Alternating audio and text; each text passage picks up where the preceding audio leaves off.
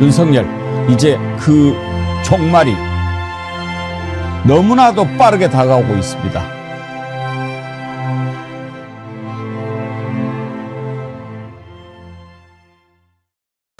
여러분 안녕하십니까? 백운기입니다. 당랑거철이라는 사자성어가 있습니다. 중국 고사에서 나오는 얘기인데요. 사마귀가 수레를 가로막는다는 뜻입니다. 중국 제나라 장공이 사냥을 나가는데 사마귀가 앞발을 들고 수레를 막아섰다는 거죠. 딴의 곤충계에서는 강자랍시고 수레 앞에 딱 버티고 선 건데요. 제 역량을 생각하지 않고 되지도 않을 일에 덤벼드는 무모한 짓을 이르는 말입니다. 지금 윤석열과 그 일당 하는 짓이 꼭 그 꼴입니다. 우리는 독재에 맞서서 4.19 혁명을 일으키고 군부의 총칼에 맞선 부마 항쟁과 5.18 민주화 운동으로 민주주의를 이뤄낸 위대한 국민입니다. 이런 민주주의를 압살하려고 하고 대한민국 헌법 질서를 무너뜨리려고 하는 자들, 꼭 수레 앞을 가로막는 사마귀 자식들 같지 않습니까? 옛 중국 고사에서는 수레가 비껴갔다고 하지만 이번에는 그냥 꽈지직 깔아 뭉개고 앞으로 나아가야 합니다. 생방송 백운기의 정치 1번지 출발합니다. 정어리 모래에서 어제 처음으로 닭꼬치 상품 소개를 해드렸는데 저는 여러분들이 이걸 그렇게 좋아하시는 줄 몰랐어요. 아주 반응이 뜨거웠습니다. 여러분들이 아주 다 잘 아실 만한 굉장히 유명한 프랜차이즈에 납품하는 그런 회사의 닭꼬치 제품인데 구성이 좋아서 그런지 어제 아주 많이 사랑을 해 주셨습니다. 다리살, 목살, 파닭, 염통, 똥집 이런 거 꼬치 20개를 1+1으로 보내드리는데 23,900원에 무료 배송, 소스까지 들어있으니까 맛있게 발라서 구워서 드시면서 겨울 나시기 바랍니다. 정어리몰에서 슬기로운 소비 생활 하시라고 최저가의 특별 구성으로 준비했으니까 이번 기회에 많이 즐기시기 바랍니다. 오늘 함께 하실 세 분 패널 소개하겠습니다. 김성환 시사평론가님, 전혜연 민주연구원 부원장님, 김남국 전 의원님 어서 오십시오. 네, 안녕하세요. 새해 복 많이 받으십시오. 네, 우리가 새해는 또 오늘이 처음이더라고요. 네. 12월 말일 날 뵙고. 그때 뵀을 때 오늘 뵀을 때는 저자가 체포가 돼 있을 거라고 생각을 했는데 김남국 의원님 오늘 영장 발부되겠죠? 네, 지난번 첫 영장은 저희가 마지막 2024년 31일 마지막 방송 했을 때 그날 이제 영장이 발부가 됐었는데요. 예. 35시간이 걸렸었습니다. 아마 그때 당시에는 공수처의 수사권이나 이런 부분에 대해서 여러 가지 법리적인 부분을 서부지방법원에서 검토하느라 좀 시간이 걸렸던 것으로 보이고요. 이번 영장은 재신청이고 연장하는 것에 불과한 것이기 때문에 첫 영장 발부 시간보다는 덜 걸릴 것으로 예상을 하고 있습니다. 예. 이제 영장이 발부가 되면 이번에는 또 이제 경찰이 좀 더 확실하게 지원을 할 것 같은데 당초에는 이제 공수처가 경찰한테 뭐 위임한다, 일임한다라고 했다가 다시 거둬들였지 않습니까? 그 과정에서 경찰이 이건 좀 법적으로 문제가 있는 것 같다라고 했는데 좀 설명을 좀 해 주시죠. 어떤 것이 문제가 있다고 경찰이 판단한 겁니까? 그제 공수처가 발표한 것은 형사소송법 81조 구속영장 지휘와 관련되어서 검사의 지휘에 의해서 사법경찰관이 체포영장, 구속영장을 집행할 수 있다. 이 형사소송법 조문에 근거해서 경찰에 좀 집행을 해달라라는 입장이었는데요. 경찰에서는 법리적으로 검토를 해보니까 대개의 여러 가지 영장 경찰이 집행하는 경우에는 수사권을 가진 상태에서 경찰이 검찰에 영장을 신청하고 그리고 검찰이 법원에 영장을 청구해서 이렇게 받아가지고 이제 수사 지휘하는 형태로 하는데 그 과정을 공수처에서 지휘 서신도 아니고 공문으로 하고 그리고 또 경찰이 수사권도 없는 상태에서 집행만 이렇게 체포만 한다라는 것 자체가 여러 가지 내부의 수사 준칙 규정 이런 부분에 다 맞지 않기 때문에 이건 문제가 있다라고 이제 판단을 했고요. 예. 실제 상식적으로나 여러 가지 법리적으로도 보더라도 논란이 많이 되기 때문에 경찰의 법리적 의견을 받아들여서 공수처도 문제가 있다라고 이렇게 판단을 한 것 같습니다. 결국에는 여러 가지 수사 의지와 관련된 체포 의지와 관련된 부분에 있어서 공수처가 굉장히 수사 의지도 박약했고, 그 다음에 법리적인 어떤 검토도 충분하게 하지 않은 상태로 너무나 큰 논란을 불러일으켰다라고 생각이 되고요. 종국적으로는 수사 지연으로 인해서 이 내란 수계에게 시간만 벌어준 꼴이 아닌가라는 그 생각이 들어서 너무나 화가 납니다. 예. 이번에 공수처 하는 거 보면 참 어설프기 짝이 없어요. 아니 그런 걸 경찰한테 일임을 한다고 해도 사전에 그러면 경찰하고 조율을 좀 해서 이렇게 하면 어떨까요? 이래서 하면은 좋잖아요. 그런데 그냥 상의도 없이 일임한다 이렇게 발표를 했더라고요. 네, 실제 그저께 밤 9시에 공문을 탁 보내버렸다고 하거든요.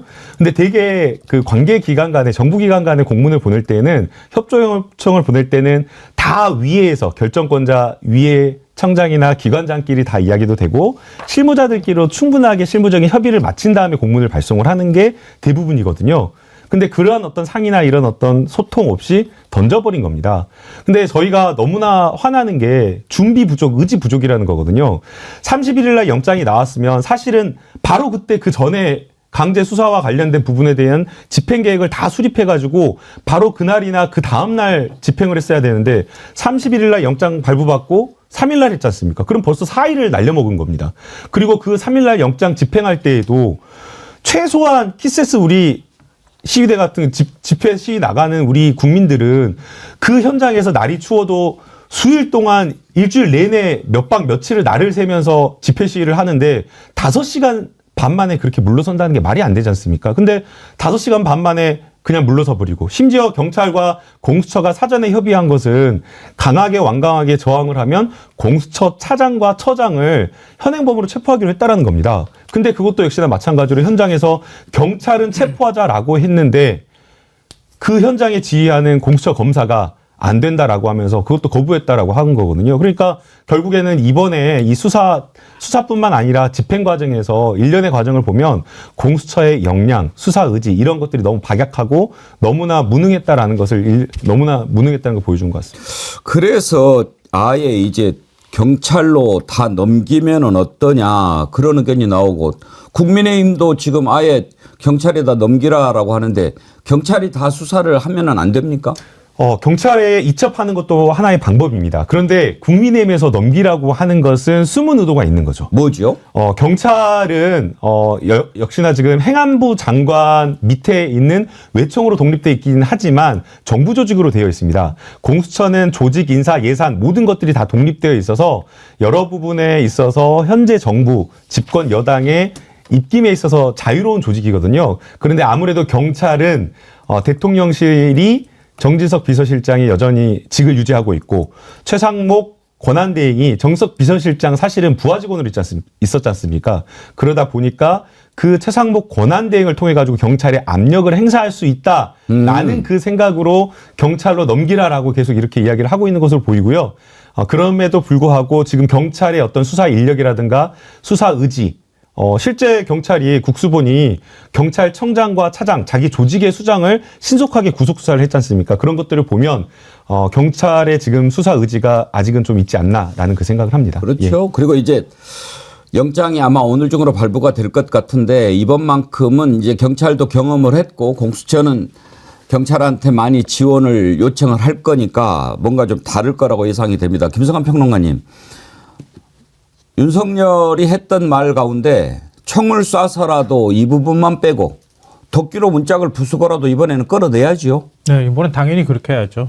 왜냐하면 국가기관이 지금 무너질 판이잖아요. 어떻게 이렇게 공권력이 무기력합니까?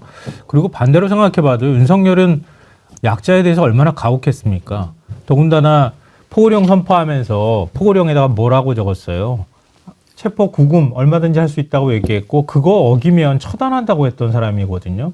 근데 자기 영장 발부에 대해서는 다 불법이라고 얘기하면서 관저에 틀어박혀서 저런 식으로 버티기에 들어간다. 어느 국민이 그걸 용납하겠습니까? 그리고 사법부도 마찬가지지만 국가 공권력을 행사하는 사람들이 이런 내란범에 대해서 이렇게 체포도 못하고 무기력한 태도를 보이는 것에 대해서도 국민들은 분노할 거라고 생각하거든요. 근데 경찰이 여러 가지 정치적 고려가 있을 수 있겠지만 이런 부분에 대해서 만약에 영장을 집행 못하면 경찰도 아마 엄청난 그 비난을 받을 거라는 사실을 잘 알 겁니다. 그래서 아마 이번에는 2차 영장 집행할 때는 이번에 또 특공대까지 투입한다는 얘기를 하고 있거든요. 그러니까 투입해서라도 강제로라도 윤석열을 끌어내야 된다고 생각합니다. 해오름빛님, 뭔가 심상치 않은 일이 생길 것 같은 불안감이 자꾸 스며듭니다. 어제 김갑수 선생이 울면서 방송에서 탄식하는 모습을 보면서 우리는 왜 이렇게 나약하고 순박한지 안타까운 생각만 들었습니다. 원칙과 법리도 중요하지만 저놈들은 무법천지인데 왜 선량한 우리만 가슴 아파하고 안타까워해야 하나요? 민주당은 좌고우면하지 말고 좀 막 가도 좋으니 밀어붙여주길 바랍니다. 그러셨는데요. 지금 해오름빛같이 걱정하시는 분들이 계신데 정말 제가 자신 있게 말씀드립니다. 저의 모든 것을 걸고 말씀드립니다. 염려하지 마십시오. 염려하지 마십시오. 강하고 담대해야 합니다. 절대로 될 수가 없습니다. 물이 거꾸로 흐르는 거 보셨습니까? 역사가 지금 앞으로 나아가고 있는데 그 앞에 사마귀가 가로막는다고 그 역사가 멈춥니까? 걱정하지 마십시오. 아무 염려하지 마십시오. 다만 그런 생각은 합시다. 그래, 너 지금 들어가면 영원히 못 나오는데 그 따뜻한 구석에서 그 소굴에서 한 2, 3일 더 있어라. 이렇게 생각하면 됩니다. 지금 당장 끄집어내야 맞지만 지금 뭐 저렇게 한다고 지가 언제까지 버티겠습니까? 안 되잖아요. 그러니까 너무 걱정하지 마시고 강하고 담대하게 그거는 걱정 하나도 안 하셔도 됩니다. 절대로 그런 일 일어나지 않습니다. 그리고 차제예요. 정말 이 곰팡이들이 막 피어나지 않습니까? 저는 오히려 일거에 다 싹쓸이해버릴 수 있는 좋은 기회라고 생각합니다. 일단 우리가 이 부분 짚어보고 나서 지금 역사 앞을 가로막는 사마귀 자식들 하나하나 다 살펴볼 텐데 이런 자들 이번에 다 정리할 수 있습니다. 다 나오라고 그러세요. 더 모이라고 하세요. 지금 뭐 44명인가 45명인가 모였다고 그러는데 더 모이라고 하세요. 어떤 자들인지 우리가 똑똑히 보고 다 정리해 줍시다. 그러니 너무 염려하지 마십시오. 효모님, 안녕하세요. 키세스 1인이었습니다. 지금 온몸이 두들겨 맞은 듯 안 아픈 곳이 없습니다. 옆자리 여성분도 정어리언이었는데 이 방송 보고 계시면 그때 기운나게 해주셨던 말씀 감사했습니다. 힘냅시다. 곧 끝납니다. 예. 효모님 그리고 그 옆에 계신 정어리언님들 다 그렇게 생각하시는데 걱정하실 것 하나도 없고요. 무조건 됩니다. 낭만고라니님, 키세스 사진은 역사책에 반드시 올라가야 합니다. 저 인간 초콜릿이 국민이 이 나라의 주인임을 증명하시는 분들입니다. 어제 저희가 배경으로 그 사진을 이렇게 깔아드렸는데 참 그걸 보고 울컥했다고 하시는 분들이 많으셨지요. 정말 그걸 보면서 맨 처음에는요. 그거 한번 띄워봐 주시겠어요? 눈 속에 이렇게 있는데 멀리서 이렇게 보면 전혜원 원장님 꼭 피에타 같아 보이지 않아요? 그 예수를 이렇게 안고 눈물을 흘리는 마리아의 모습 같이 처음에는 좀 이렇게 느낌이 오더라고요. 그런데 눈 속에서 그 은박지 비닐 물리학자 누구죠? 그분은 저게 우주의 그 이유 원리를 설명하면서 저 알루미늄 박스인데 그게 얼마나 보온에 도움이 되는지 설명을 해 주셨던데 저거 하나 의지해서 눈발을 속에서 저렇게 버틴 분들이 계셨단 말이에요. 제가 백운계 정치를 보자 눈물이 좀 많아지는 것 같습니다. 그러니까 우리 이제 박정훈 대령 관련한 방송을 계속 해주실 때 정말 그 군에서 정말 나라를 위해 지키다가 돌아가 많은 의문사를 당하고 그런 분들 때문에 또 박정훈 대령 때문에 눈물이 울컥했었는데 저분들을 우주 전사라고 요즘 부릅니다. 내란 동조범들, 내란 수계를 지키려는 사마귀와 국민의 편에 서서 헌법을 지키려는 우주전사가 싸우면 누가 이기겠습니까? 우주전사가 이긴다고 생각을 합니다. 다만 이 시간이 생각했던 만큼 빨리 오지 않아서 답답하신 분들이 있을 텐데요. 이런 때일수록 지치지 않고 담대하게 또 정치인들도 국민들도 한 마음으로 헌법 수호를 위해서라도 이 시간을 지혜롭게 잘 뭉쳐야 된다라고 생각이 듭니다. 근데 제가 좀 굉장히 우려스러운 것은 이 국민의힘 의원들의 행태가 정말 역사책에 이 사진을 남겨야 되는 행태이다. 어떻게 이 상황에서 경찰 출신 이철규 의원을 비롯한 인사들은 오히려 경찰청을 항의 방문했다라고 하고 대통령 관저 앞에 모여서 지금 윤석열을 지키려고 하는데 저는 이 인물 중에 한 명 김기현 전 대표를 보니까 김기현 전 대표가 뭐라고 했는지 아세요? 예전에 당대표 선거 과정에서 안철수가 되면 마치 탄핵이 될 것처럼 얘기를 했습니다. 본인이 당대표 했지 않습니까? 그런데 탄핵됐어요. 이런 부분에 대해서 부끄러워해야 됩니다. 사마귀와 우주전사의 대결, 헌법 수호대와 헌법 파괴범들의 대결을 우리가 지금 보고 있습니다. 그러나 역사는 반드시 정의가 이긴다는 거 다시 한번 말씀드리고 싶습니다. 예, 아까 그분이 물리학자 김상욱 경희대 교수님이죠. 혹설에도 음박 담요를 둘러싸고 이렇게 시위를 했던 분들을 우주전사에 비유했는데 음박 담요의 과학 이런 글을 올렸더라고요. 그러니까 우주에서 보온을 하기 위해서 나사가 개발한 게 음박 담요 혹은 스페이스 블랭킷이라고 부르는데 이게 왜 중요하냐. 알루미늄을 얇은 플라스틱 소재에 코팅한 음박 담요는 몸에서 나오는 적외선을 반사해서 체온을 보조해 준다는 거죠. 그러니까 이 음박 담요를 쓰고 있으면 몸에서 이렇게 겔이 나오고 그걸 다시 반사해서 몸을 따뜻하게 해주니까 한남동의 키세스 시위대는 우주전사라고 할 만하다. 이런 얘기를 하셨어요. 김상욱 물리학자 알쓸 신잡인가? 네, 거기 네. 많이 나오셨고요. 거기서 서 많이 내가지고요. 네. 아이들도 굉장히 좋아하고 제 아이도 물리학과 지원하겠다고 했었거든요. 오. 대학 갈 때.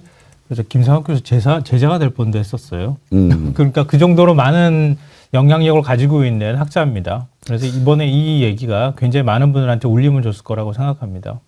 이번에 보면은요. 좀 확연하게 드러나요.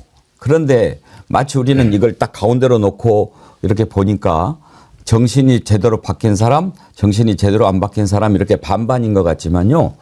그거는 언론이 그렇게 만들고 있는 것일 뿐입니다. 한 줌 부스러기도 안 됩니다. 그런 자들이. 미친놈들이 하는 얘기를 그대로 갖다가 올리니까 정신이 똑바른 사람하고 하는 것과 1대1인 것처럼 보이죠.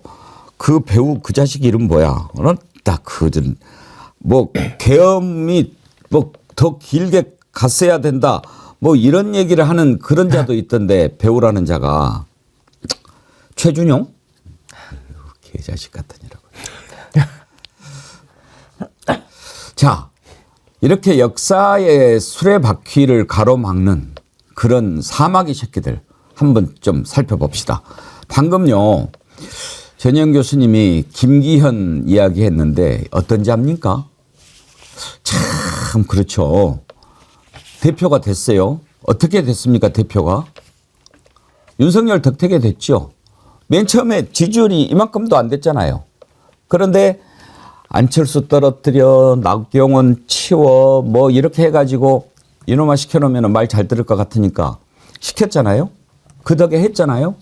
그랬는데 울산 땅 나와 코인 나와 뭐 이러니까 이제 못 버티고 또 결국은 뭐가 어떻게 안 되니까 그래서 너는 완전 아웃이야 라고 할 뻔했는데 총선에 공천은 줄게 뭐 이런 정도로 됐던지 아닙니까? 지금요 왜 이런 사람들이 다시 준동하는지 그리고 왜 역사의 수레바퀴를 막아서는 사마귀 자식들인지 제가 설명을 하고 있는 겁니다. 권성동 보십시오. 체리따봉이죠. 윤석열한테 체리따봉 받고 막 이랬잖아요. 저는 그 사진 공개된 것도 약간 의도적인 거라고 봐요. 나 이런 사람이야. 나 윤석열한테 체리따봉 받는 사람이야. 그래가지고 어떻게 됐습니까?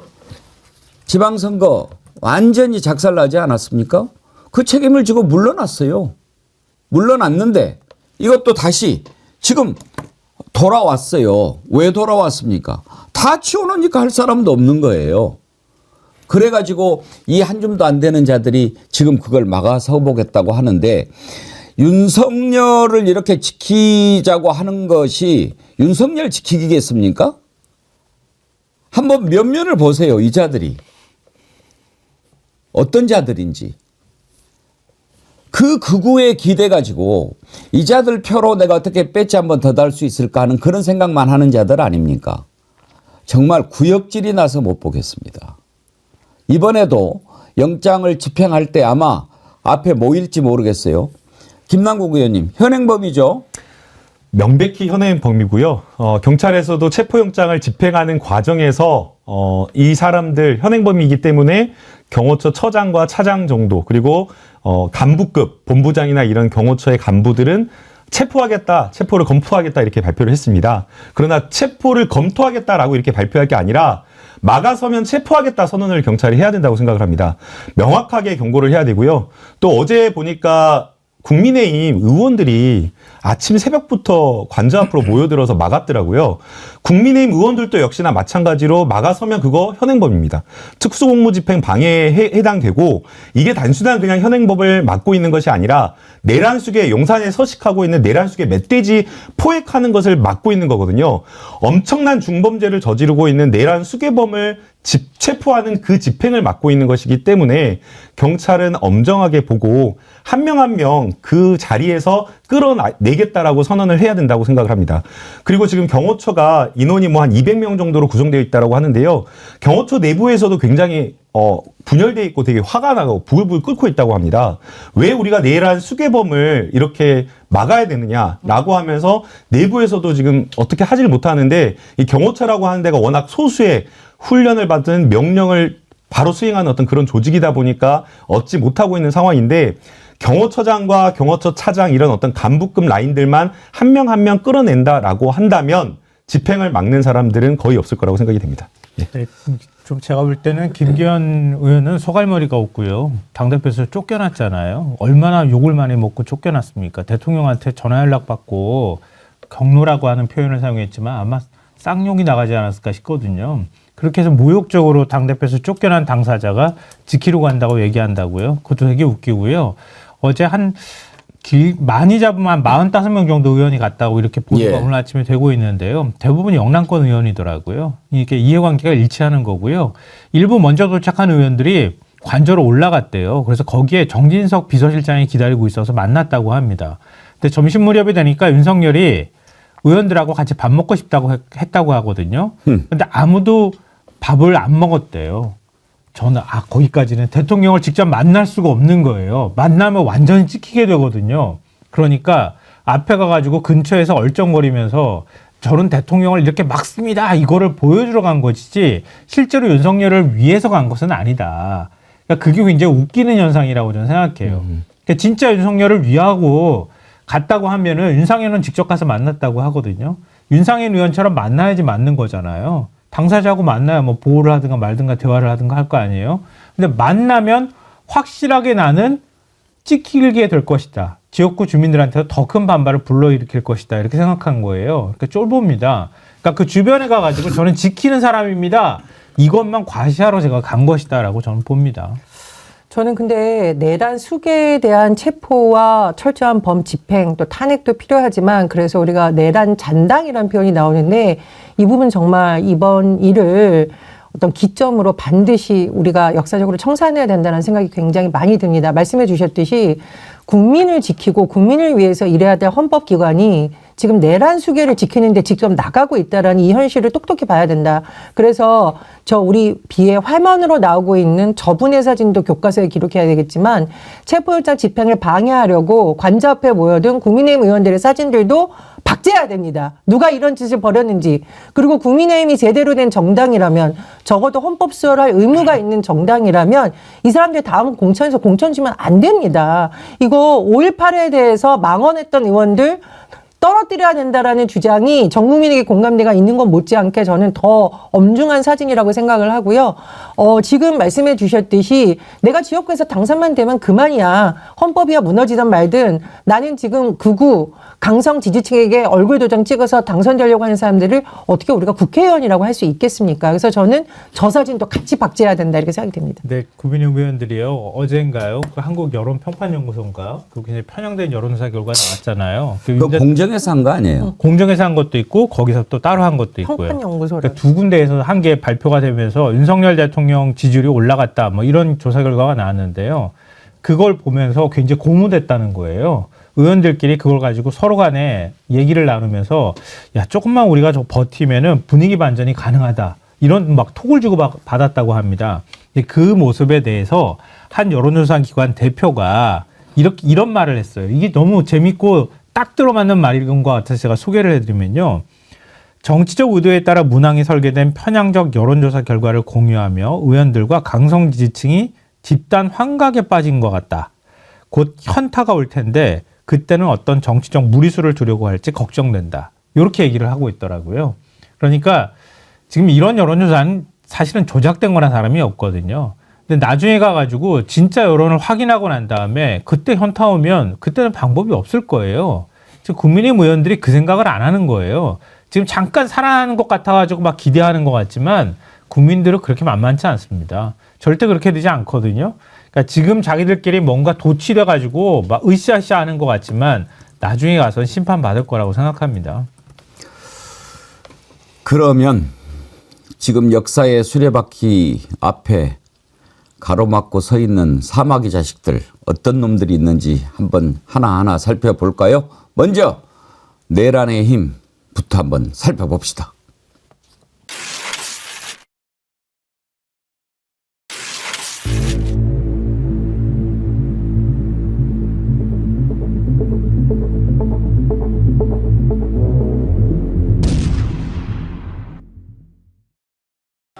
불법적인 영장은 당연무효로서 그 혈액이 이미 상실된 것이나 마찬가지입니다. 불법적인 체포영장의 집행에 대해서는 단호히 이러한 부분에 대해서 문제점을 지적하고 지금요 김기현, 나경원 두 사람 말을 들어봤는데요. 김남국 의원 네. 두 사람이 판사 출신 아닙니까? 맞습니다. 판사 출신인 대한민국 법원이 발부한 영장을 불법이라고 얘기를 합니다. 자격이 있습니까? 괴설을 계속 유포하고 있는 건데요. 내란의 힘에서 지금 너무 억지를 부리고 있는 것 같습니다. 불법 체포영장이다라고 이야기를 하는데 우선 법원에서 영장을 발부하면 그걸로 적법한 겁니다. 그리고 법원에서 그냥 발부한 것도 아니고 굉장히 숙고해서 여러 가지 법리적으로 피의자가 주장한 것을 말도 안 되는 억측이지만 그럼에도 불구하고 검토하고 또 검토해서 문제가 없다라고 해서 발부를 한 거거든요. 그러면 적법한 것으로 간주해야 되는데 자꾸만 이거를 불법하다라고 이야기를 하고 그래서 이의 신청을 했는데 다시 한번 다른 판사가 또 판단을 해줬지 않습니까? 영장 수사권과 관련되어서도 직권 남용과 관련해서 내란으로 직접 목적한 것이기 때문에 수사권이 있다라고 판단을 해준 거고 서부지방법원에 영장을 신청한 것도 공수처법에 관할을 서울중앙지방법원으로 하지만 사건 발생 피해지나 아니면은 피의자가 살고 있는 그 관할 법원에도 할 수 있기 때문에 문제가 없다라고 다 판단을 해준 겁니다. 그래서 이 신청도 기각이 되어 있는 이 상황에서조차 자꾸만 불법 체포 영장이다라고 이야기를 하면서 저렇게 주장을 하고 있는데요.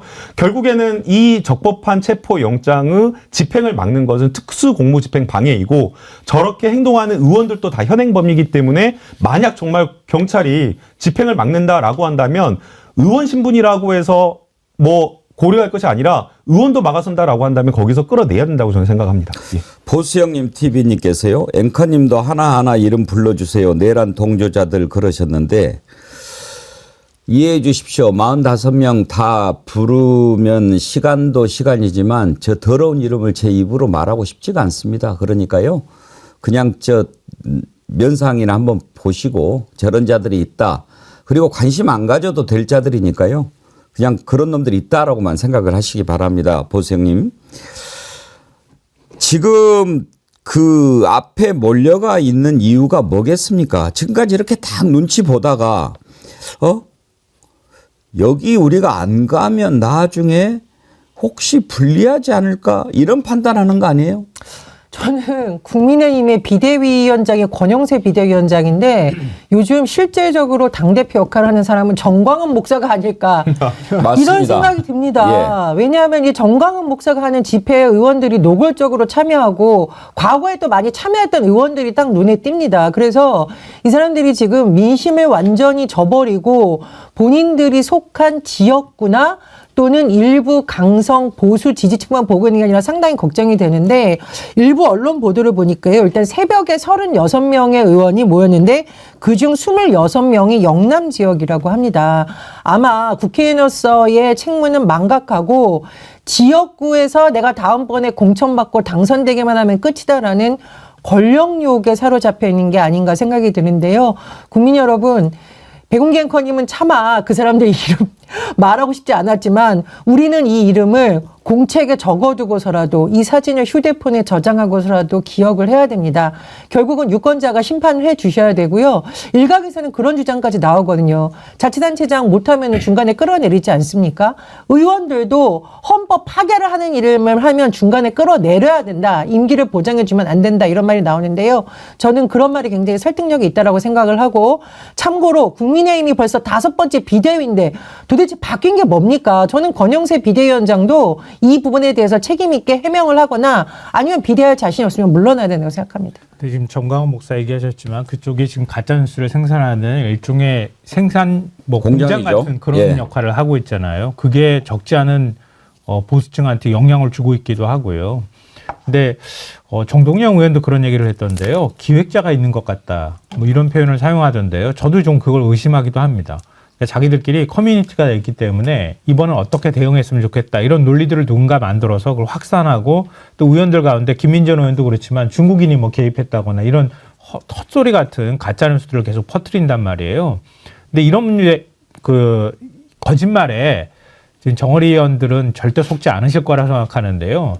왜 그들이 그렇게 하는지 또 그들이 그렇게 했을 때 굉장히 무서운 효과로 이어질 수 있다는 것만 제가 경고하는 차원에서 그 나치 선전장관이었던 게벨스가 한 말을 제가 인용을 좀 해드리고 싶은데요. 게벨스가 이렇게 말합니다. 거짓말은 처음에는 부정하고 그 다음에는 의심하지만 되풀이하면 결국에는 믿게 된다. 이게 다 써먹었던 방법이거든요. 그리고 거짓과 진실의 적절한 배합이 100%의 거짓보다 더 큰 효과를 낸다. 이렇게 씁니다. 그러니까 그렇게 해가지고 우매하게 빠뜨리거든요. 국민이 우매함을 만들고 그 다음에 집권하고 싶어하는 인간들, 권력자들이 국민들을 마음대로 농락하게 되는 거거든요. 이제 국민의힘이 딱 그런 기술을 쓰고 있다 이거고요. 앞서 그 앞에 집회 간 의원들 입에 올리시기 싫다고 하셨으니까 제가 대신 조배숙 의원 그 이름을 한번 올려보고 싶어요. DJ가 영입한 사람입니다. 새천년 민주당으로. 그래서 지금 5선인가 이렇게 하고 있거든요. 열린우리당이 있기도 하고요. 대통합 민주신당이 있기도 하고 다 몸담았던 사람입니다. 전북 사람이거든요. 지금 윤석열하고 서울대 7과학번 법학과 동기이고 뭐 검사 출신이기도 하다. 뭐 이런 인연 때문에 갔는지 어쨌는지 모르겠지만 이런 윤석열 같은 인간들한테 저항했던 광주 시민들 생각하시기 바랍니다. 5.18 광주 민주화 운동이 왜 생겼고 아직까지도 그 상처가 씻기지 않았다는 사실을 기억하기를 바랍니다. 그래서 저런 자리에 이 뻔뻔하게 나가지 않기를 바랍니다. 지금 국민의힘 의원들이 이렇게 나와서 하는 얘기를 듣고 있으면 왜 저렇게 돼버렸을까 그런 생각하는 분들이 많지요. 그건 상식의 기준으로 보니까 그런 겁니다. 지금 완전히 상식에서 벗어나 있습니다. 헌법재판소를 없애야 된다고 이야기합니다. 헌법재판소를 그러면 대통령부터 없애면 되죠. 이게 무슨 주장입니까? 윤상현 의원 같은 경우에 뭐 헌법재판소가 막 민주당하고 짜고 한다고 또 이런 얘기를 또 짓거려요. 들어보시죠. 문재인 대통령이 추천한 판사하고 짬짬을 했다는 겁니다. 현재 재판관이 소추인단 책임자한테 예. 이걸 가르쳐 준 겁니다. 완전 가르쳐 준 거죠. 대납제 부분에 대해서 논란이 있고 시간이 많이 걸리니까 이걸 빼라. 입에서 나오면 다 말입니까? 전혀 사실이 아니고요. 헌법재판소에서 공식적으로 그렇게 권고한 바가 없다라고 선을 그어서 확실하게 분명히 했습니다. 더 나아가서 쟁점을 정리한 거, 변론 준비기일에 여러 가지 법적인 쟁점을 정리하는 것은 어느 판사나 민사나 형사나 그 헌법재판소나 다 변론 준비기일에 하게 됩니다. 변론 준비기일을 거치지 않고 그냥 심리를 시작하게 되면 증인 신청부터 해서 증거조사 뭐 이런 것들이 중구난방으로 갈 수 있기 때문에 판사와 뭐 피고인 측 변호인, 검사가 3명이 다 모여가지고 주장과 여러 가지 증인을 몇 명 신청할지, 증거조사 어떻게 할지, 그 다음에 어떤 방법으로 입증할지 이런 계획을 수립하고 가는 겁니다. 근데 이 과정을 판사하고 짰다라고 하는 것 자체가 터무니없는 진짜 괴설을 그냥 유포하고 있다라고 생각이 되고요. 그리고 지금 이 재판, 이 변론 준비기를 지정한 사람, 이야기한 사람이 누구냐면요. 정영식 헌법재판관입니다. 정영식 헌법재판관 너무나 보수적이다라고 하면서 우리가 제일 걱정했던 제일 사람 걱정했던 아닙니까? 사람인데 지금 보니까 제일 합리적이더라고요. 그러니까 이게 무조건 막 우긴다고 될 게 아니라 그 변론 준비기일 영상으로 다 생방송으로 국민에게 공개가 되어 있습니다. 그래서 저런 이야기를 한다라고 해서 현혹될 사람들은 내란의 힘밖에 저는 없다고 생각됩니다. 예.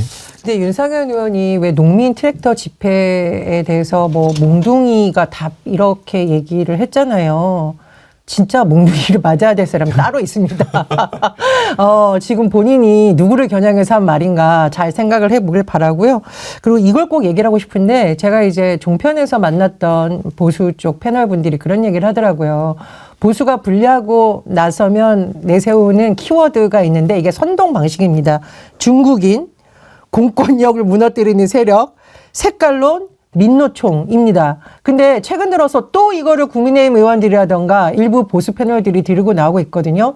민주당에서 가짜뉴스를 신고하고 수 있는 민주 파출소를 개설해서 이런 거 진짜 뿌리 뽑아야 됩니다. 특정 세력에 대해서 혐오를 조장해서 구테타 세력이 이걸 슬쩍 넘어가려는 거 반드시 뿌리 뽑아야 되고요. 시민 여러분들 많이 신고하셔서 더 이상 이런 가짜뉴스가 헌법 파괴범들의 도구가 되지 않도록 같이 좀 동참해 주셨으면 좋겠습니다. 누가 그러더라고요. 왜 국민의힘이 왜 저렇게 됐냐라고 이야기를 하는데 왜 저렇게 된 게 아니라 원래 저랬습니다. 원래 내란의 힘이었고 원래 저랬는데요. 살짝 화장만 해가지고 둔갑한 거였거든요. 사실은 탄핵이나 이런 것들 저 당 내란의 힘이라고 하는 그 본질이 기득권 수구정당, 친일정당이라고 하는 것이 전혀 바뀌지 않았는데 지방선거에서 총선에서 대선에서 승리하려고 어디다가 거의 비슷한데 젊다라고 하는 이유 하나만으로 이준석 갔다가 마치 국민의힘이 바뀐 것처럼 내란의 힘이 바뀐 것처럼 둔갑한 거고요. 본질은 전혀 바뀌지 않았기 때문에 향후에 이 내란과 관련된 정국이 끝나고 나서 또 내란의 힘은 마치 뭔가 바뀐 것처럼 당 해체하고 당명 바꾸고 하면서 선거 때 바뀐 것처럼 국민을 속이려고 할 겁니다. 절대 내란의 힘에 속지 말고 그 본질이 바뀌지 않았다라는 것을 잊지 말고 역사의 선거에서 저는 심판을 꼭 해야 된다고 생각합니다. 요거 하나 말씀해 드리고 싶은데 민주당 당사에 들어가면은요 김대중 대통령님 흉상과 노무현 대통령님 흉상이 있고요. 역대 대통령들 이렇게 사진이 걸려 있는데 거기 들어갈 때마다 굉장히 많은 분들이 사진 찍고 자랑스러워하거든요. 국민의힘 당사에 누구 사진을 걸어 놓으시겠습니까? 이명박, 박근혜, 윤석열? 이런 역사의 흐름을 보고 좀 반성을 했으면 좋겠어요. 본인들이 탄생시킨 대통령이 감옥에 가고 탄핵당하고 친이 구테타가 되고 이런 것에 대해서 반성하고 새로 태어나야지. 이걸 지금 옹호해서 오히려 과거로 돌아가겠다? 비대위원장도 동의하지 않는데, 그래서 비대위원장이 저는 사실상 무기한 게 아닐까 의심이 됩니다만, 국민의힘은 이러다가 보수정당이 아니라 극우정당이 될 수가 있다. 정말 정당 해산의 요건에 맞는 행위까지 나오지 않을까 굉장히 우려가 된 상황입니다. 전두환, 노태우는 그 당에 없나요? 글쎄 그 사진을 걸어. 잠깐만. 아니 근데 정말 생각해 봅시다. 전두환, 노태우, 박정희, 이승만, 박근혜, 이명박, 윤석열 이렇게 나온 당이면은 없어져야 되는 거 아니에요? 그게 맞죠. 아니 그리고 지금 그건 진짜 계엄 선포하고 난 다음에 지역위원회에서 윤석열 사진 다 뗐다 그러지 않았나요? 국민의힘에서? 다시 걸어야 될 것 같은데 제가 보니까 구치소에 다 이렇게 걸어야 되는 거 아니에요? 교도소에. 정강훈 사진을 걸지도 모르겠어요. 이러다가는 정말. 저는 그런 얘기들 하는데요. 국민의힘에는 탄핵 매뉴얼이 있는 것 같다. 왜냐하면 지난 8년 전에 박근혜 전 대통령 탄핵 국면에서 써먹었던 방법을 그대로 다시 써먹고 있거든요. 그때 주장했던 거를 지금도 똑같이 주장합니다. 이게 저는 헌법재판소가 이거 하나도 안 받아들일 거라고 생각하는데요. 오히려 더 헌법재판소가 빨리 선고하도록 재촉하는 거나 다름이 없다고 생각해요. 왜냐하면 자기들이 전략은 그거거든요. 수사에는 응하지 않고 헌법재판소 가가지고 거기서 이겨버리면 모든 게임이 끝난다 이렇게 상상하는 것 같은데요. 수사에 응하지 않기 때문에 국가 혼란은 더 커지잖아요. 그러니까 헌법재판소는 더 빨리 이걸 정리해야 되겠다고 생각할 겁니다. 그래서 지금 속도를 내고 있는 상황이잖아요. 속도를 내니까 또 불안하잖아요. 그래서 2차 변론기일 때 윤석열 쪽에 변호사가 6명이 갔대요. 가서 생떼를 막 썼다고 하거든요. 어떤 생떼를 썼냐면요. 이 최고원 변호사가 온 국민이 참여하는 체제 가치 이념 투쟁의 장이 헌법재판소 심리라고 그렇게 얘기를 했대요. 재판관들이 듣고 얼마나 기분이 나빴겠어요. 정영식 재판관이 얼마나 어이가 없었겠습니까? 그리고 소송 지연 이유는 언론 보도 때문이다. 언론이 자꾸 보도하니까 우리가 군 투입 문제에 관해서 반박할 만한 자료를 자꾸 못 내놓지 않느냐 이렇게 핑계를 대기도 했고요. 마지막에 제일 어이가 없었던 게 뭐냐면요. 대통령은 김용년 전 장관과 국헌문란을 바로잡기 위해 계엄을 논의한 것이지 내란을 논의한 것은 아니다. 계엄을 유발한 자들에 대한 책임도 헌재에서 논의돼야 한다. 그래서 계엄을 유발한 민주당도 헌재심판대에 올려야 된다 이런 주장을 했다고 하는데요. 그러면은 민주당이 내란죄 뺐잖아요. 그러면 변호인단이 맞습니다 박수 쳐줘야 되는 거 아니에요? 근데 내란죄 뺐다고 또 시비 삼고 있잖아요. 이거 다 헌재 재판관들이 무슨 애입니까? 이런 거 안 받아들여줄 거라고 생각해요. 그냥 생떼 쓰다가 제가 볼 땐 2월 중으로 윤석열 파면되는 걸 꼴 볼 거라고 저는 생각합니다. 그 다음에는 아마 정신 못 차릴 겁니다. 저희가 보통 이제 재판을 진행할 때 법관들이 변호인이 하는 거를 웬만해서는 막진 않습니다. 예. 왜냐하면 최대한 특히나 형사재판이나 중요한 재판에서는 최대한 변호인과 피고인, 피의자가 주장하는 걸 받아줘야지 나중에 뒷말과 억울함이 없거든요. 근데 정영식 재판관이 좀 짜증난 것 같더라고요. 네. 처음에 경고를 했어요. 중구난방 일어서서 막 변호인이 마음대로 막 이렇게 주장하지 말고 변호인 간에 조정을 해가지고 A란 주장 쟁점, B란 주장 쟁점, C란 주장 쟁점을 각각 파트를 맡아서 이렇게 변론을 해야지 똑같은 주장을 누가 하고 또 뒤에 누가 하고 이게 이런 식으로 하면 되겠냐라고 하면서 계속 짜증 섞인 목소리로 다른 사람도 아니고 가장 보수적이다고 하는 정영식 재판관이 이야기를 했기 때문에 경고라고 저는 보고요. 심리가 저는 빨리 진행될 거라고 봅니다. 이 심리는 이재명 대표 때문이 아닙니다. 제가 헌재 심리 보면서 제일로 황당했던 장면이 뭐냐면요. 맨 처음이에요. 그때도 정영식 재판관인가 맞습니다. 네. 질문을 하는데 그쪽 윤석열 측 대리인한테 그냥 사실 인정하는 것이 첫 번째잖아요. 계엄령을 선포한 사실이 있지요. 그러니까 대답을 안 해. 어쩌자는 거예요. 그것도 대답을 안 하고 있으니. 그러니까요. 그래서 40페이지의 답변을 했다라고 하는데 절차적이고 정치적이고 윤석열 씨가 괴설을 퍼뜨리는 것만 막 소설만 써서 내서 헌법재판관이 그래서 계엄 선포와 관련돼서는 어떻게 답변하는 거냐, 내란과 관련돼서는 어떻게 이야기하는 거냐, 그 주요한 내용이 없다라고 따져 물은 거고요. 또 이제 변론 준비기를 길게 끌고 가려고 했는데 헌법재판소에서는 이렇게 질질 끌고 가려고 하는 심리 방해에 전혀 끌려갈 의도가 없는 것 같습니다. 그래서 변론 준비 절차 끝내고 주 2회 변론을 진행하겠다라고 했고요. 박근혜 때를 제가 한번 살펴보니까요. 25명의 증인을 신청하고 변론 기일이 17차례 열렸습니다. 그래서 이제 92일 만에 끝났는데요. 이번 사건 같은 경우에는 쟁점이 크게 두 가지입니다. 불법 계엄 선포가 크게 하나 있고요. 그리고 내란 행위가 두 번째 큰 쟁점이 두 가지 쟁점인데 박근혜 전 대통령 때는 5가지 쟁점을 92일 만에 심리를 한 건데 네. 이번 쟁점은 훨씬 더 간명하고 무엇보다 입증과 관련되어서 5천만 국민이 생생하게 생방송으로 사실관계를 다 봤습니다. 거기에는 헌법재판관들도 다 포함되어 있고 그리고 내란을 했던 여러 증인들이 국회와 검찰에서 다 진술을 했기 때문에 빠르면 2월 말, 예. 3월 늦어도 3월 중순에는 전 선고가 날 것으로 생각이 됩니다. 박근혜 때 17번이면 17번을 잡더라도 일주일에 2번이잖아요. 네. 그러면은 9주가 안 걸린다는 얘기잖아요. 맞습니다. 네네. 8주면 2달이니까. 네. 저는 2월 중으로 끝날 거라고 생각하는데요. 예. 2월 초까지 지금 5번을 잡아놨잖아요. 근데 그 다음에는 어떻게 진행되는지 보고 그 다음 날짜를 잡겠다 이렇게 얘기를 했어요. 2월 14일 날 하지 않을까 싶은데요. 그러니까 좀 그럴 수도 있다고 보는데요. 왜냐하면은 5가지 쟁점을 2월 변론 15일 날 무슨 준비일에 행사가 하나 있거든요. 무슨 행사가 2월 14일. 무슨 행사? 2월 14일에 화이트데이 아닌가요? 우리 키세스 시위대에 선물 주려고.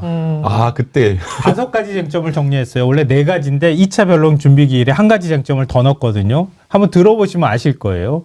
12.3 계엄 선포행위. 그게 하나의 쟁점이에요. 그거 어떻게 반박할 거예요? 다 했잖아요. 그러면 통치권이라는 주장만 그냥 반복할 수밖에 없어요. 그 다음에 포고령이에요. 이게 위헌이냐 이 부분 판단하는 건데 포고령 다 발표했잖아요. 그거 어떻게 증거를 가지고 얘기할 거예요? 그럼 서로 간에 주장만 얘기하다가 그냥 끝나는 거예요. 그 다음에 군과 경찰을 동원해서 국회를 침탈하는 행위예요. 온 국민이 다 봤잖아요. TV로. 그걸 증거를 어떻게 부인할 수 있겠어요? 그 다음에 압수수색 영장 없이 선관위 가가지고 서버 뜯어오려고 했던 거예요. 선관위 CCTV로 다 확인할 수 있어요. 그럼 뭐라고 할 거예요? 마지막으로 남아있는 게 판사, 법조인 체포하라고 지시한 거예요. 그거 다 했다고 얘기를 하잖아요, 지금. 그걸 가지고 어떻게 반박할 만한 근거를 대겠어요.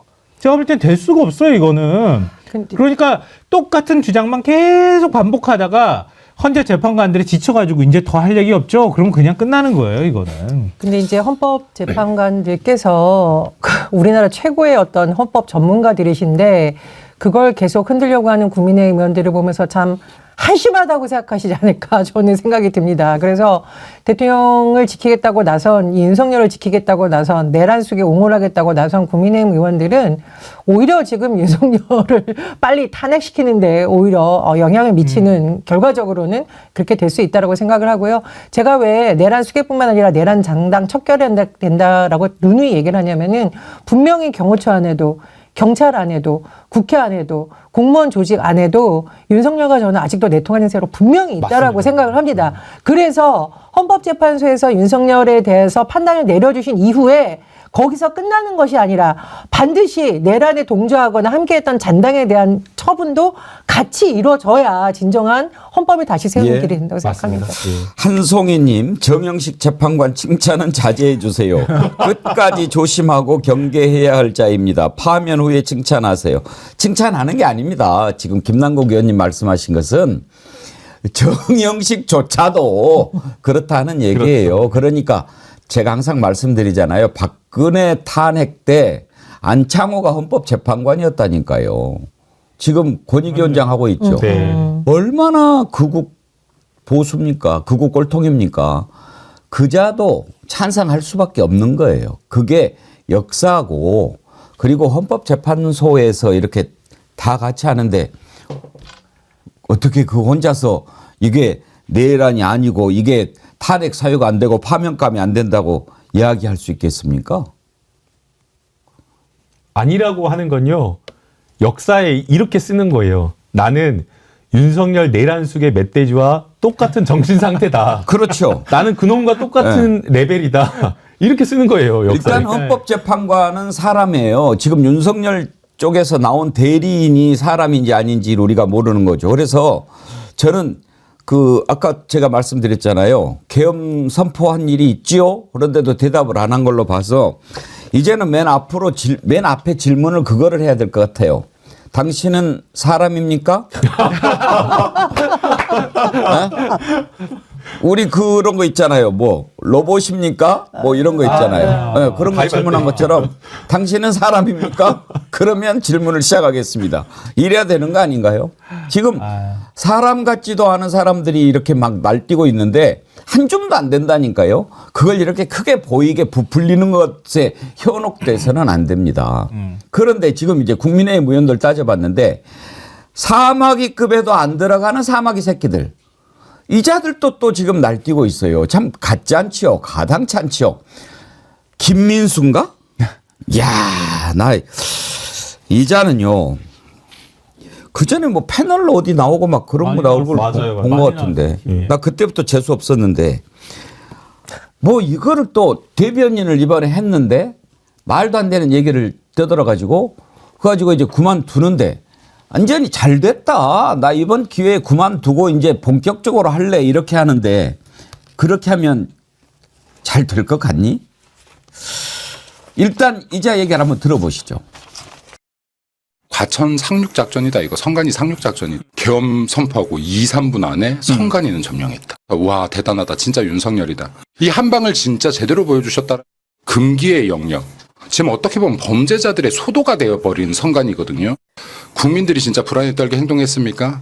네, 아니었고요. 그리고 시위 집회 못했습니까? 그 앞에서 바로 다 했죠. 그리고 국회가 지금 계엄 해제하는 거 방해했습니까? 해제 기다려줬죠. 남자가 사랑하는 자기 여자도 못 지킨 사람이 어떻게 나라를 지킵니까? 이게 우파 국민들이라도 이거 박수 쳐줘야 돼요. 참 저걸 뭐라고 해야 되나요? 가끔 저는 저런 말 하는 걸 보면 생각도 그렇게 하고 얘기를 하는 걸까? 그게 좀 궁금해요. 전 그럴 수 있다고 생각해요. 방송에서 같이 맞붙어 본 적이 많이 있고 진짜로 그런 것 같아요. 어허. 진짜로 그런 생각을 하고 있는 것 같고요. 사람일까요? 글쎄요, 사람처럼 보이지 않으면 참 저는 공교롭게도 고성 박사하고도 같이 방송을 지난 총수 때도 많이 했고요. 많이 했죠. 네, 김민수 대변인하고도 했던 당사자로서 많이 싸웠던 당사자로서 김민수란 사람도 저렇게 얘기할 수 있겠구나.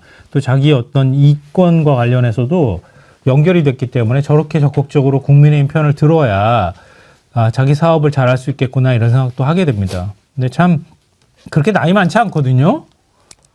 근데 저런 생각을 어떻게 할 수 있을까? 젊은 놈이. 어떻게 저런 사고방식을 가질 수 있을까? 그냥 80년대 신군부하고 같이 역사 속에 묻어가지고 없애버려야 되나? 그런 생각이 들어요. 그거 아니면은 저런 생각을 할 수도 없을 것 같다는 생각이 들어요. 그리고 제가 최근에 되게 어이가 없다는 생각한 게요. 헌법 개정하는 과정들에 헌법이 어떻게 바뀌었는지를 혼자서 열심히 좀 들여다봤거든요. 그거 보면서 아시는 분들이 있겠지만 윤석열이 계엄 선포하면서 비상조치가 필요하다는 표현을 계속 썼다 그러잖아요. 장관들한테. 이게 헌법에 비상조치라는 표현이 들어간 적이 있었나? 그래서 막 찾아봤거든요. 근데 박정희 때는 긴급조치라는 게 들어가 있어요. 근데 전두환이 헌법 개정했을 때요. 8차 개헌했을 때 신군부가 정권 잡고 그때 비상조치가 들어가 있는 거예요. 그 다음에 9차 개헌, 지금 87년 체제로 만들어진 현 헌법에는요. 긴급 명령하고 비상시에 계엄을 선포할 수 있도록 하는 표현이 들어가 있거든요. 그러니까 윤석열은 80년대에 학교 다니면서 헌법 공부한 거 그것밖에 공부를 안 했나 보다 싶어요. 그때 비상조치라는 표현이 헌법 안에 들어가 있거든요. 근데 계속 비상조치 그랬단 말이에요. 인간은 그때 공부한 이후로 공부 한 번도 안 했다. 그 헌법을 기준으로 해서 전단위가 했던 것처럼 나도 해도 된다고 생각했던 거 아닌가 이런 생각을 해봤어요. 저는 이제 유튜브라는 공간이 워낙 자유로운 공론장으로서의 긍정적 작용이 있습니다만 최근에 뭐 성범죄자를 옹호한다던가 특정 인종에 대한 혐오를 한다던가 범죄를 옹호하는 유튜브에 대해서는 제재를 해야만 된다라는 건데 친이 구테타 내란 수개야말로 범죄 중에 범죄 아닙니까? 그러면 저런 사람들을 옹호하는 유튜브에 대해서는 정말 한번 생각을 해봐야 된다. 이건 공론장이 아니라 내란을 선동하는 세력, 거의 전쟁을 벌이는 세력 정도로 취급해야 된다고 생각을 하고요. 그리고 한 당의 대변인이 이렇게 망언을 했으면 이 대변인을 임명한 그리고 유지시켜줬던 비대위원장도 책임을 져야 되는 거 아닙니까? 만약에 민주당에서 이런 발언이 나왔다고 생각을 해보세요. 그래서 이거는 꼬리 자르기로 끝날 것이 아니라 권영세 비대위원장이 대국민 사과를 하든가 물러나야 되는 정도의 사과를 생각하고요. 저는 굉장히 우려스러웠던 게 제가 왜 자꾸 5.18 얘기를 하냐면 5.18 망언자들에 대해서 국민의힘에서 공천을 안 줬다가 다시 경선시켜서 붙여주고 은근슬쩍 넘어가고 이런 발언이 반복되는 것이 지금의 친이 구테타에 대해서 옹호하는 사람들이 기세 등등할 수 있는 한 배경이 된 게 아닌가 생각이 듭니다. 그래서 국민의힘이 제대로 된 정당이라면 이런 부분에서 더 따끔하게 해야 되고 예를 들면 윤상현 의원이나 김민전 의원에 대해서도 지도부 차원의 입장이 아니라면 제재를 해야 되는 것이죠. 안 그러면 정말 정광훈이 국민의힘 비대위원장이라는 비판을 면치 못할 거라고 봅니다. 말씀하시니까 제가 좀 일화 하나가 생각나는데요. 지금 권영세 비대위원장이 공안검사 출신이잖아요. 겉으로는 되게 합리적으로 보이지만 속 안에 뭐가 들었는지 몰라요. 제가 볼 때는. 더 무서운 사람일 수도 있다는 생각 드는데요. 석동현 변호사도 공안검사 출신이에요.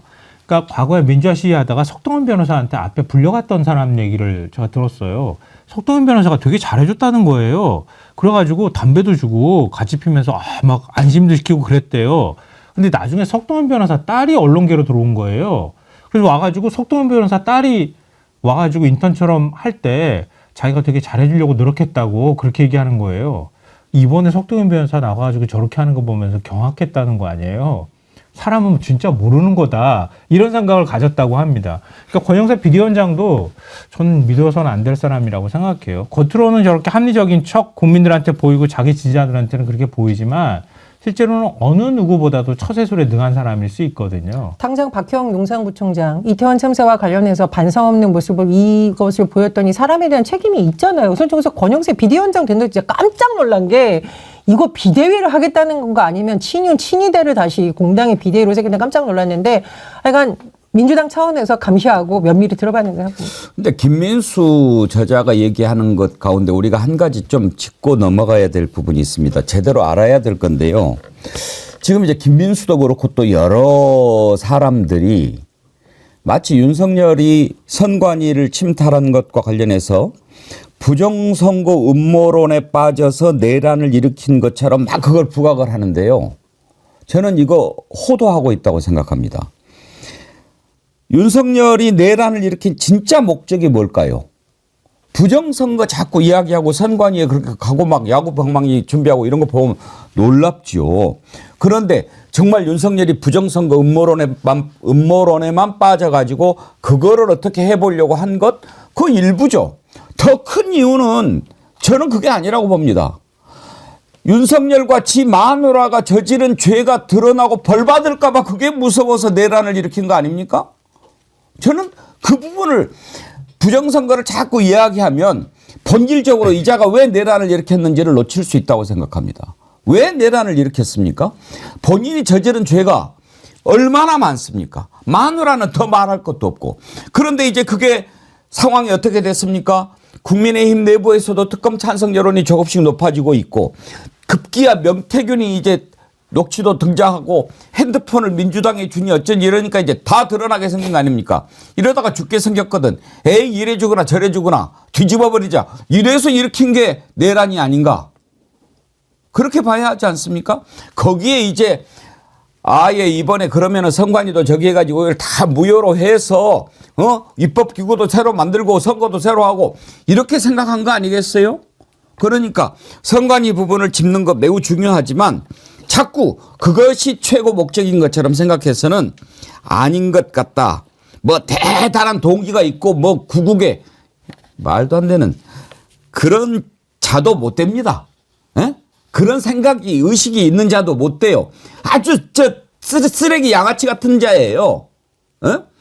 그냥 자기만 생각하고 명색이 혁명을 일으켰다가 실패하면은 스스로 어떻게 해야지. 지금 그 밑에 얼마나 많은 사람. 더군다나 심지어 지금 경호처에서 그 수고하고 있는 일반 병사들까지도 지금 벌을 받게 생겼다 이 말이에요. 여기에 부안 애동해가지고 그리고 그 나가고 그런 사람들 아델님 어제 차로 이동하면서 틀딱들 앞을 저 이런 표현은 안 씁니다. 근데 이제 거기를 지나가는 거죠. 창문 열고 시간 됐어 입금 됐으니 퇴근합시다 했더니 응 먼저 가 하시던데요. 이렇게 동원된 자들이 꽤 많이 있는 걸로 알고 있어요. 동심 회장님은 정확하게 알고 계시는 것 같아요. 수당 평일 10만 원, 주말 15만 원, 철야 17만 원입니다. 댓글은 870원. 870원이구나. 올해 들어서 우리 정어리 TV에도 이런 그 댓글 부대들이 들어와 가지고 아주 지랄 발광을 하는데 어제도 뭐 리베르 땐가 막 와가지고 여러 이름으로 뭐 지호도 또 올라오더라고. 그래가지고 뭐 갈비 구이 양념 조리법을 계속 올리는 거예요. 리베르 때 오늘 또 들어와요. 그러면 내가 기념 볼펜 줄게. 그러면 주소 보내줘. 어? 이런 동심 회장님 죄송한데 배경사진 어디서 구할 수 있나요? 아 이거 키세스요? 네이버로 검색하셔도 금방 받을 수 있어요. 키세스 이렇게 치면 이제 사진 나오고요. 아니면 우리 그 이메일로 주소 보내주십시오. 그러면 저희가 이 사진 보내드리도록 하겠습니다. 이 사진 아주 정말 울림이 큰 사진이죠.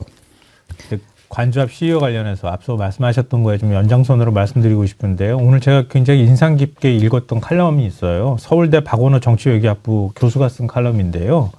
포스트 계엄 세대의 탄생이라는 제목의 글입니다. 보면 요즘에 젊은 세대들이 나서가지고 탄핵 시위에 적극적으로 참여하잖아요. 또 반대에는 계엄군에 차출이 돼서 지금 사병들이 가가지고 젊은이들이 동원이 되는 현상들이 나타나잖아요. 그걸 언급하면서 미국의 허버트 후버 전 대통령이 남긴 경고를 적고 있거든요. 전쟁을 선포하는 것은 노친네들이지만 싸우고 죽어나가는 것은 젊은이들이라네. 이 글을 인용을 했어요. 그래서 윤석열이 자신의 지지자들과 끝까지 싸우자 이러면서 메시지 제안한 게 이것도 결코 죄가 가볍지 않다. 이렇게 비판을 하더라고요. 그러니까 이 말은 사실은 지금 그 앞에 시위가 계시는 저 어르신들이 좀 기억해 둬야 할 부분인 것 같아요. 본인들이 이렇게 하고 있지만 그 후과는 자신의 손자가 다 감당합니다. 자신의 손자가 그런 나라에 살아야 합니다. 계엄을 막 선포할 수 있는 나라에 살아야 되거든요. 그러라고 얘기하실 수 있겠습니까? 그걸 생각하셨으면 좋겠어요. 예, 칼럼 얘기하시니까 저도 오늘 꼭 나누고 싶었던 칼럼이 하나 있어요. 경향신문에 김민아 칼럼니스트가 썼던 칼럼인데 오늘 제가 이걸 보고 우리 애청자님들하고 한번 나눠야 되겠다 했는데 제목이 왕을 꿈꿨던 윤석열 씨 당신은 이길 수 없습니다 라는 칼럼이에요. 기니까 몇 부분만 좀 함께 나누고 싶은데요. 맨 처음에 이렇게 시작합니다. 안녕하세요 윤석열 씨. 일단 체포를 면하신 것 같습니다. 6일 자정이 오기만 기다리며 자축의 폭탄주를 준비하고 계셨나요? 이내 장막으로도 모자라 군용 철조망까지 설치한 걸 보면 적잖이 불안했던 모양입니다. 대통령님이라고 부르지 않는데 경로하셨나요? 시민에게 총뿌리를 들이대라고 명령한 것으로도 모자라 국가사법체계까지 정면으로 모독하는 이가 대통령으로 불릴 자격이 있습니까? 주권자에게 존중받고 싶으면 먼저 주권자를 존중해야 합니다. 당신이 왜 대통령이 되려고 했는지 늘 궁금했습니다. 역대 대통령에겐 이루고 싶은 목표가 있었는데 당신에게선 그게 보이지 않았습니다. 대통령이 되는 일 자체 혹은 아내 보호가 아닐까 어렴풋이 추측해보곤 했습니다. 참 저하고 공감하는 부분이 많았어요. 그러면서 맨 마지막에 이렇게 끝냅니다. 2008년 촛불 집회 당시 이명박 대통령은 청와대 뒷산에 올라 아침 이슬을 들었다고 합니다. 지금 한남동 관제에선 이 노래가 들릴 겁니다. 대한민국은 민주공화국이다. 대한민국은 민주공화국이다. 대한민국의 모든 권력은 국민으로부터 나온다. 헌법은 힘이 세고 국민은 더 힘이 셉니다. 속도는 느리지만 내란 책동은 따박따박 분쇄되고 있습니다. 비상계엄은 해제됐고 탄핵소추안은 가결됐으며 헌법재판관 2인도 임명됐습니다. 8인 체제를 갖춘 헌재는 탄핵 심판의 쟁점을 압축하고 5차례 변론 기일을 확정했습니다. 당신은 이길 수 없습니다. 이미 지고 있습니다. 조만간 시민이 다시 모시러 가겠습니다. 그때까지 알코올과 극우 유튜브를 마음껏 즐기시길. 경향신문의 김민아 칼럼니스트 왕을 꿈꿨던 윤석열 씨 당신은 이길 수 없습니다 라는 칼럼 오늘 제가 읽어보고 여러분과 함께 나눠야겠다 생각했는데 자 끝으로 오늘 이제 주제를 당랑거철 역사의 수레바퀴 앞을 가로막는 저 사막의 자식들 한번 쭉 짚어봤는데 국민의힘 사막이 있죠. 이런 말도 안 되는 쪼무레기들 있죠. 또 하나 경호처입니다. 경호처장, 경호처 차장 그리고 이광우라는 자가 있더라고요. 경호본부장. 이 자 어떤 자인지 여러분들도 잘 모르시고 저도 궁금한데 오늘 2부에서 주불리 안보특강 김병주 최고위원님 나오시니까 한번 좀 물어보도록 하겠습니다. 이 자들부터 먼저 정리해야 됩니다. 같이 죽겠다고 마음 먹었겠지요. 그렇게 해 줍시다. 이재명 대표 발언을 좀 들어보고 갈까요? 법원이 정당하게 발부한 영장에 의한 체포 집행을 경호처가 무력을 동원해서 심지어 무장까지 해가면서 이렇게 저항하고 있는데 이걸 제지할 책임이 있는 직무대행이 제지를 하는 것이 아니라 오히려 지원하지 않는가 하는 의심이 듭니다. 예를 들면 경호처가 불법적으로 법원의 정당한 영장 집행을 저지하고 있으면 불법 범죄 행위가 분명한데 당연히 직무 배제 또는 직위 해제, 해임 등의 조치를 취해야 됩니다. 바로 저거예요, 김성한 평론가님. 최상목 대행은 지금 도대체 뭘 생각하고 있는 걸까요? 계속 얘기가 달라지고 있는데요. 그동안에는 대통령이 그럴 권한이 없다. 경호처를 움직일 만한 권한이 없다. 이렇게 주장을 했거든요. 흘러나오는 얘기로. 근데 또 이유가 하나 더 추가됐어요. 공수처법 3조에 대통령은 공수처 수사에 관해서 의견 제시도 할 수 없도록 돼 있거든요. 그걸 또 이유로 대면서 공수처와 관련해서 지금 이거 영장 집행에 어떤 행위도 할 수 없다. 이렇게 또 핑계를 또 하나 추가했더라고요. 누가 공수처 영장과 관련해서 하라 그랬습니까? 경호처의 불법 행위와 관련해서 경호처를 막지 못하게 해야 된다라고 했던 거잖아요. 근데 그거를 공수처가 불법 영장을 집행하는 것이라고 간주를 하고 거기에 대해서 우리는 나는 의견 제시를 할 수 없다. 이런 식의 얘기를 또 핑계로 대고 있는데요. 그렇게 자기가 걱정하는 경제 걱정이 되면 빨리 혼란을 마무리할 수 있도록 하는 게 권한대행으로서의 역할이다. 이렇게 생각하고요. 그 토니 블링컨 국무장관이 한미 외교장관 회담 때문에 한국을 방문했을 때 어제 와서 그 최상목을 만났어요. 만나서 뭐라고 했냐면요. 윤석열의 비상조치에 대해 심각한 우려를 가지고 있고 이를 한국 정부에 직접 전달했다. 이렇게 얘기를 했고요. 예. 한국의 탄핵 사태에 대해서 도전이라는 표현을 반복하면서 한국의 신뢰 회복이 사실상 현재 진영형이라는 점을 강조했다고 합니다. 마지막 이게 제일 인상적이었는데요. 민주주의가 다른 시스템과 구별되는 차별성은 어떻게 대응하는 것인가다. 도전이 있을 때 아플지라도 직면해야 한다. 헌법에 의해 법치주의에 따라 대처할 때 이것을 평화적으로 해결한다면 우리의 시스템의 강점이 되는 것이다. 이렇게 얘기를 해줬답니다. 최상목한테. 근데 이 얘기 듣고 최상목 권한대행은 무슨 생각을 했을까요? 즉 국민들과 법치에 따라서 질서 있게 해나가고 있는데 자기가 맡고 있는 거 아닙니까? 김남국 의원님, 이번에 그 영장 집행하러 갈 때 아예 박종준 이자들 체포영장도 같이 발부받아서 가야 되는 거 아닙니까? 그래서 경찰 국수본에서 바로 출석하라라고 얘기를 했고요. 지금 경호처장이 윤석열 이놈과 내란수계와 똑같은 수법으로 변호인 선임해야 된다. 그러니까요. 출석 날짜 뭐 한다라고 하면서 지금 계속 차일피일 미루고 있거든요. 결국에는 계속 출석을 거부하면 체포영장이나 구속영장이 나오게 될 겁니다. 국수본에서는 물론 이제 그걸 기다릴 것은 아니고 다음번 집행할 때 경호처장이 막아선다면 그때 현행범 체포해도 되고요. 만약 계속해서 출석을 미룬다라고 하면 바로 구속해야 된다고 봅니다. 더 나아가서 최상목 이제 권한대행 이야기를 했는데요. 최상목 권한대행이 만약에 경호처에 대해서 법률상 지휘하거나 뭔가 이렇게 책임이 없었다라고 한다면 뭔가 문제가 없었을 텐데 최상목 권한대행은 사실 지금 대통령을 대신하고 있는 자리에 있고요. 경호처는 대통령 직속기구입니다. 그렇기 때문에 여기에 대해서 해임 등 불법 행위에 대해서 해임 등의 조치를 하지 않은 것은 직무유기가 될 수 있기 때문에 민주당에서 여기에 대해서 즉각 고발 조치한 걸로 알고 있습니다. 예, 영장 집행과 관련해서 더 자세한 내용은 2부에서 김병주 최고위원님 모시고 들어보도록 하겠습니다. 오늘 1부는 여기까지 하도록 하겠습니다. 김성한 평론가님, 전혜원 원장님, 김남국 의원님 고맙습니다. 윤석열 일당의 불법 행위가 대한민국의 위신을 크게 떨어뜨리고 있습니다. 윤석열은 경호처와 지지자 뒤에 숨어 있지 말고 하루빨리 수사에 협조하십시오. 그것이 국가와 국민을 위한 최소한 양심입니다. 오늘 어떤 일이 있어도 윤석열 씨를 체포해야 합니다.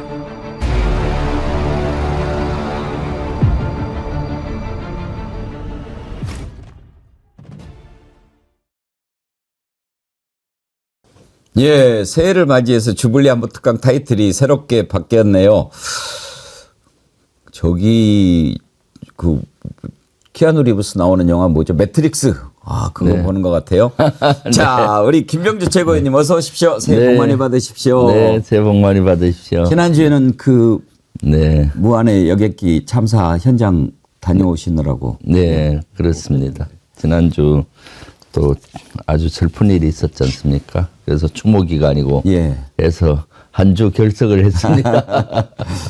우리 또 애청자님들이 충분히 이해를 하시고요. 아무튼 새해 좀 대한민국 역사가 밝게 앞으로 나아갈 수 있도록 최고위원님께서 더 의에 많이 써주시기를 바랍니다. 네, 그렇게 하겠습니다. 네. 영장이 발부됐다는 속보는 아직 안 떴는데 오늘쯤 발부 안 되겠습니까? 네, 저는 뭐 오늘쯤 될 거라고 봅니다. 예. 영장은 실제 지난번에 1차로 됐지만은 공수처에서 한 번밖에 못 했잖아요. 그런데 윤석열과 그 경호처에 아주 완강한 이런 저항으로 못 했는데 쉽게 요것은 영장이 나올 거라고 저는 보고 있고요. 오늘 정도는 꼭 나와야 되겠죠. 예. 그래야 내일이나 모레나 빨리 집행을 하지 않겠습니까? 체포영장 집행을. 영장 집행과 관련해서 좀 몇 가지 여쭤보고 싶은 게 있습니다. 지금 지난번에 봤듯이 박종중 경호처장하고 이렇게 경호처 차장 또 이광우 경호본부장 네. 뭐 이런 자들이 주동이 돼가지고 소구를 꽉 틀어막고 있는 것 같은데 경호처 차장은 국회에서 얼굴을 좀 봤고 네. 박종준 이자는 뭐 지가 대통령이나 되는 것처럼 딱 이렇게 화면 앞에서 뭐를 했던데 그렇죠. 이광우는 어떤 자입니까? 이거 우리 국민들이 잘 모르고 있는데 네. 원래 뭐 했던 사람입니까? 이강우 그 윤건영 의원이 이 분야를 아주 잘 알아서 예. 물어봤더니 김성훈 차장, 이강우 경호본부장, 김신 가족부 부장 이 사람들은 김용년 라인이면서 김건희 라인이라고 얘기를 하더라고요. 예. 네, 네. 그래서 그 중에서 핵심적인 역할을 해왔기 때문에 이번에도 아주 이 세 명이 극렬하게 저항을 하고 하는 주동을 했다라고 지금 윤건영 의원이 밝히고 있거든요. 그리고 또 특히 이강호 본부장 같은 경우는 이번에 간부들을 경호처 다 불러 모아서 군과 경찰이 배신을 했다. 그래서 우리 경호처가 대통령을 지켜야 한다 하면서 여기에 여러 가지 뭐 총기 실탄 지급 이런 논의도 하고 했던 걸로 알려지고 있고요. 케이블 타이 한 400개 준비해서 들어오면은 체포하자 이렇게 했을 때 경호처 직원 경호관들이 우리가 어떻게 체포하느냐 문제 제기했을 때 그런 것들이 그 문제 제기함으로써 없었던 걸로 됐다라고 이렇게 증언을 하더라고요. 예. 네, 그래서 윤건영 의원은 세부적으로 여기에서 제보를 받고 있는 걸로 알고 있고요. 그래서 이 세 명이 경호처장 포함해서 4명이 가장 핵심이라고 보여집니다. 네. 지난번에 막을 때 보니까 경호처 인력을 전부 다 동원해가지고 이렇게 지킨 것 같은데 거기에 보면 55경비단인가요? 네. 거기에는 일반 사병들도 지금 포함이 돼 있습니까? 네네. 거기 경호처의 하에는 예. 군이 파견 나가 있는 그룹이 2개 그룹입니다. 하나는 33 군사 경찰대가 있고요. 예. 33 군사 경찰대는 아예 그 영내에 거주를 합니다. 그 간저 지역에. 그리고 55 경비단. 난 원래는 55 경비단은 일부는 병력이 거기 있지만 일부는 용산 대통령실을 지키는 그런 임무를 띄고 있는 거죠. 그리고 이제 경찰 같은 경우는 이제 101 경찰하고 202 예, 이런 데가 경호처에 이렇게 그 통제를 받고 있는 거거든요. 그래서 지난번에 이 일이 있을 때도 제가 국방부 장관 대리 하고 있는 국방부 차관한테 직접 전화를 해서 예. 이제 더 이상 우리 군인을 범법자 만들지 마라. 그러니까요. 체포영장 갖고 가는 거 방해하면은 공무집행 방해고 여러 명이 같이 하면 특수 공무집행 방해다. 그리고 절대 그런 일이 없도록 해라라고 제가 이제 수방사에도 주문을 하고 국방부 차관한테도 얘기했더니 국방부 차관도 동의를 하더라고요. 예, 예. 이제 우리 장병들 더 이상 범법자 안 만들려고 합니다. 그래서 본인도 경호처장한테 원래 고유 임무만 하게 해라. 체포영장을 갖고 간 수사관이나 공수처 요원들과 맞닥뜨리지 마라라는 임무를 줬다라고 얘기를 하더라고요. 예. 그래서 사실 이번에도 원래 55 경비단하고 그 안에 있는 33 군사 경찰대는 그 간제 울타리를 지키는 역할을 합니다. 간제 그 안에는 대통령 간제도 있지만은 국방부 장관 공간이 있고 합참 의장 공간도 있어요. 그리고 비서실장, 경호처장 여러 명이 공간 지역이 있기 때문에 그 울타리 바운드리가 넓습니다. 예. 그 울타리를 지키는 고유 임무만 하겠다라고 이렇게 확답을 받았었고요. 확인해 보니까 울타리니까 정문을 지키잖아요. 그 1차 저지선은 있었던 것 같고 2차까지는 그 울타리의 범주에 들어가니까 했던 것 같고 그 다음에는 관여를 안 된 걸로 이렇게 확인이 되고 있고 지금 말씀하신 대로 55 경비단하고 33 군사 경찰대는 병사가 주축입니다. 병사들이 주축이고 이제 소대장, 중대장 뭐 이렇게 간부들이 있고 부사관들이 있는데 한 80%는 병사로 이루어져 있기 때문에 특히 병사들을 이런데 그 군 복무하는 병사들을 이런 범법 행위를 하는데 투입을 해서는 절대 안 되는 것이죠. 일반 병사들이 명령을 내리는데 안 따를 도리가 없고 그렇게 되면 법을 위반하는 것이 되고 나중에 처벌받는데 거기에 자식들을 보낸 부모들 마음이 어떻겠습니까? 그러니까요. 예. 그러니까 1차 저지선하고 2차까지는 그 병사들이 일부 투입이 된 걸로 알고 있는데 그나마 그래도 군은 거기에 좀 관여 안 하려고 최대한 노력을 했던 걸로 보입니다. 그 이제 영장이 발부가 되면 이번에는 제대로 집행을 해서 윤석열을 체포를 해와야 될 텐데 지난번에 보니까요. 혹시 그 고양이 뉴스라고 거기에서 나온 사진 보셨습니까? 네, 예. 영상도 봤는데 맨 처음에 그 마이바흐 경호 차량 이게 이렇게 합참의장 공간 쪽으로 빠져나가는 모습이 찍혔어요. 네. 그 차를 대통령 아니면 탈 수가 없는 차 아닙니까? 네. 그러면은 윤석열이 이렇게 도망갔을 것 같다는 생각도 들던데. 그런 의혹을 제기하는 분들도 꽤 있잖아요. 그 차량은 대통령 차량으로 저도 보이고요. 통상 대통령이 아닌 경우는 차 한 대만 가죠. 근데 두 대가 유형이 똑같은 걸로 봐서는 대통령일 확률도 있는데 전날이 아침 8시 반 정도 일찍 낀 것 같더라고요. 네. 그리고 저기서 턴하면은 그 합참 의장 공간이 나오고 거기에 또 문이 하나 있어요. 예비문이. 나갔다면 그쪽 예비문을 통해서 나갔든가 아니면 합참 의장 공간에 갔든가 할 수가 있는 거죠. 그러니까 이자가 이제 영장 집행하러 들어옵니다. 뭐 이렇게 이제 보고를 받으니까 일단은 도망가고 이쪽으로 막 몰고 들어갔을 때 이번에도 또 만약 영장 집행을 했을 때 그런 식으로 도망가 버리면 관저까지 설사 경찰 특공대 뭐 기동대 다 동원해서 갔다고 하더라도 윤석열이 없으면 체포 못하는 거 아닙니까? 그렇죠. 그런데 그 공간 바운더리 간제 바운더리에 있으면은 그 안에 합참 의장 공간이든 국방부 장관 공간이 이런 데 피신을 할 수가 있을 확률이 높죠. 그래서 이번에 공수처하고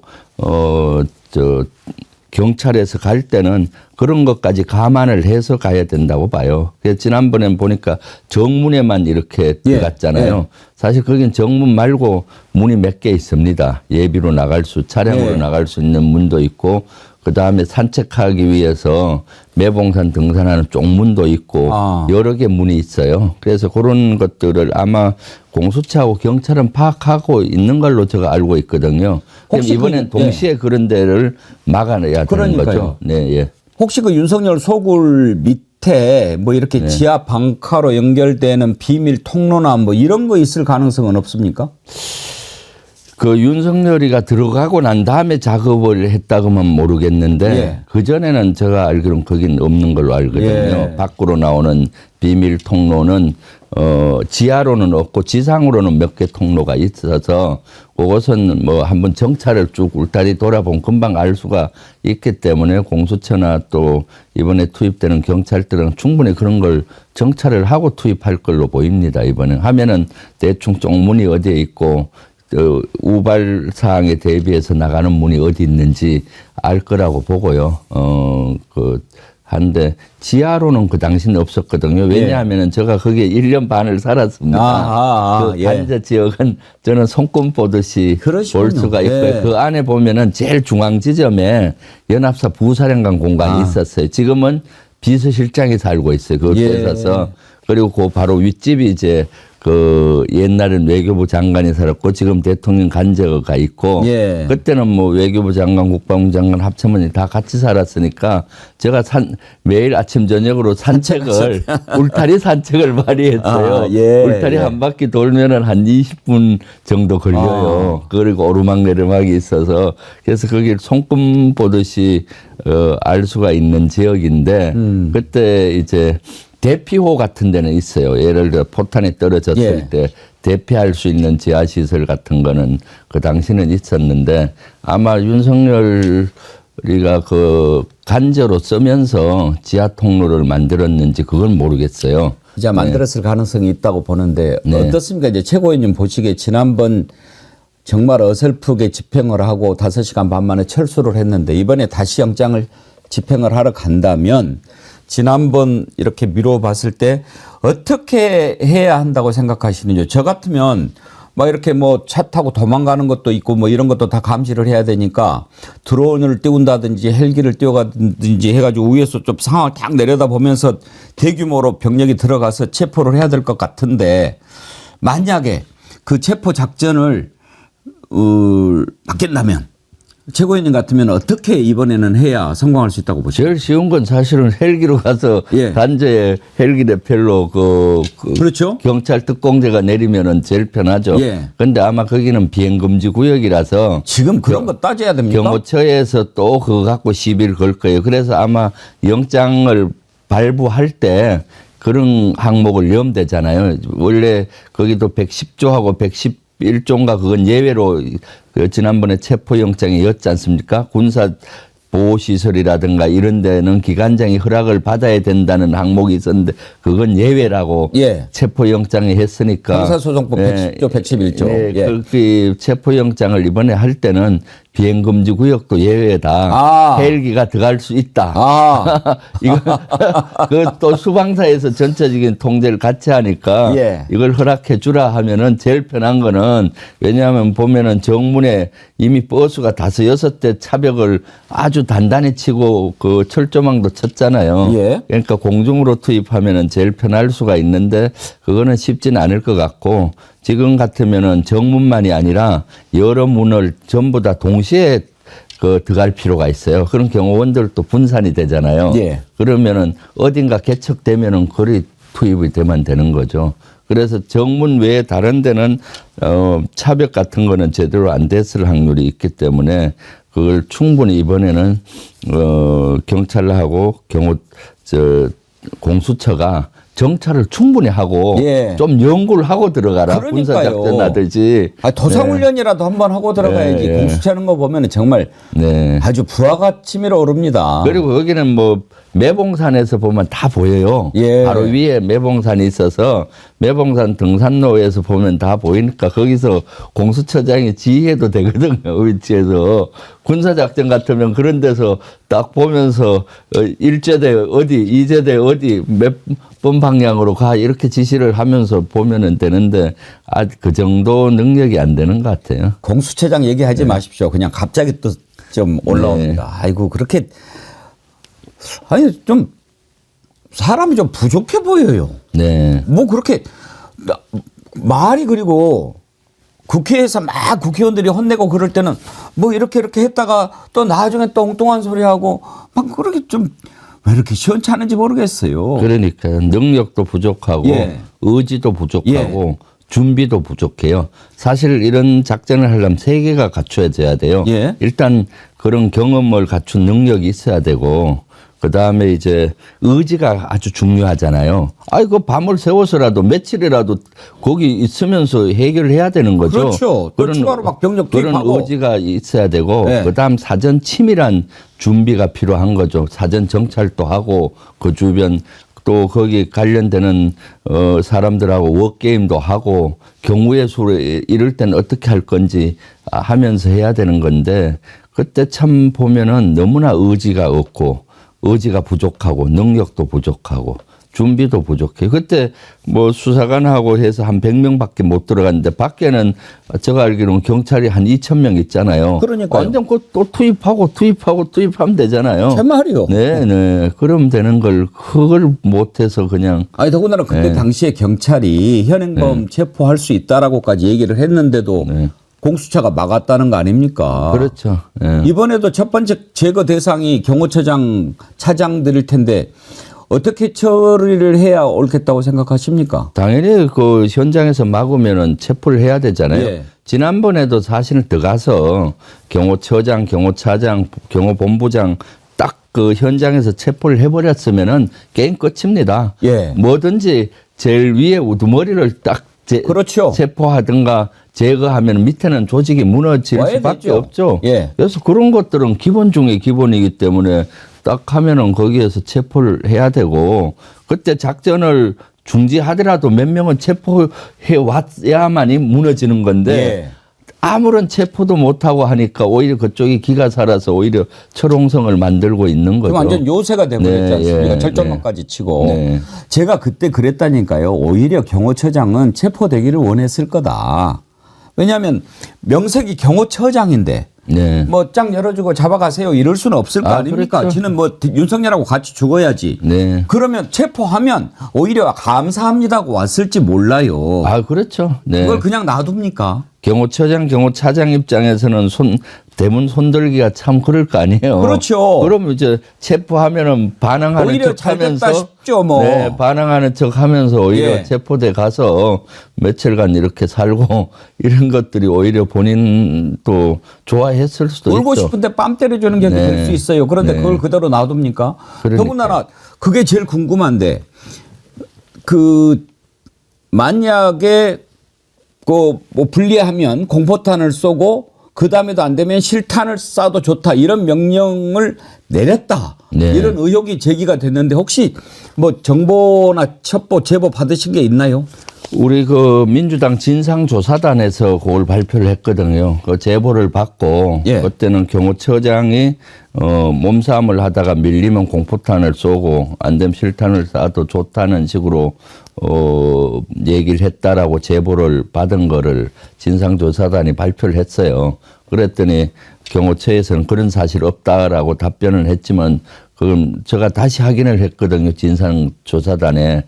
그거 제보가 믿을만하냐 하니까 믿을만한 데서 얘기가 됐다라고 하고요. 또 윤건영 의원은 경호처장보다는 그 밑에 있는 경호차장하고 특히 이광우 경호본부장이 간부들을 모아놓고 뭐 실탄을 총기를 분배해 주느냐 예. 이런 것들에 대해서 토의를 했다 하고 하는 거니까 이런 것들의 논의가 됐었다라고 저는 개인적으로 생각을 해요. 왜냐하면 경호원들은 핵심 경호원들은 총기를 갖고 있잖아요. 예. 그렇기 때문에 그런 것들에 대해서 논의가 된 걸로 보이는데 만약에 진상조사단에서 얘기하듯이 제보 받은 것처럼 사실이라면 공포탄 쏘고 안 되면 실탄을 쏠 수 있다라고 하면 이거는 엄청난 거죠. 제2의 예. 그 무혈 유혈 내란을 예. 일으킨 거라고 보여지잖아요. 총을 쏘면 어떻게 돼요? 총격전이 벌어지잖아요. 그 지역이 공교롭게도 12.12 쿠데타 때 그 육군 총장이 그 간저 지역에 그렇죠. 있어요. 그 밑에 보면 그 간저 바운더리 안에 육군 총장 공간이 있어요. 예. 그때 3차 그 차벽 막았던 그 옆이에요. 그때 이제 계엄사령관 정성화를 잡기 위해서 전두환 쿠데타 세력들이 수사관을 보냈잖아요. 예. 계엄사령관도 체포해 오기가 그래 어려워서 그때 총격전을 벌리고까지 예. 잡아왔잖아요.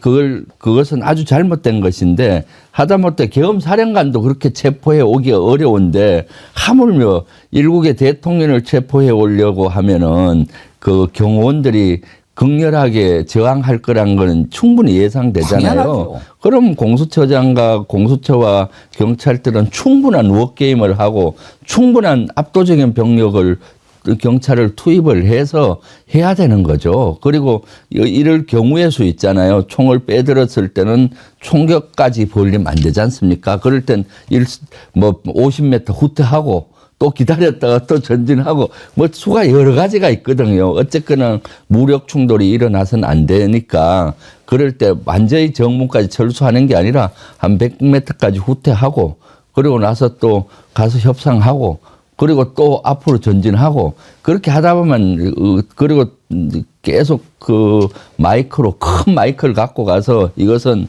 공무집행 방해다. 그렇죠. 여러분들은 이렇게 되면 여러분들 법을 어기고 특히 공무원들이잖아요. 경호원들은 그럼 여러분들이 연금도 못 받는다. 그렇죠.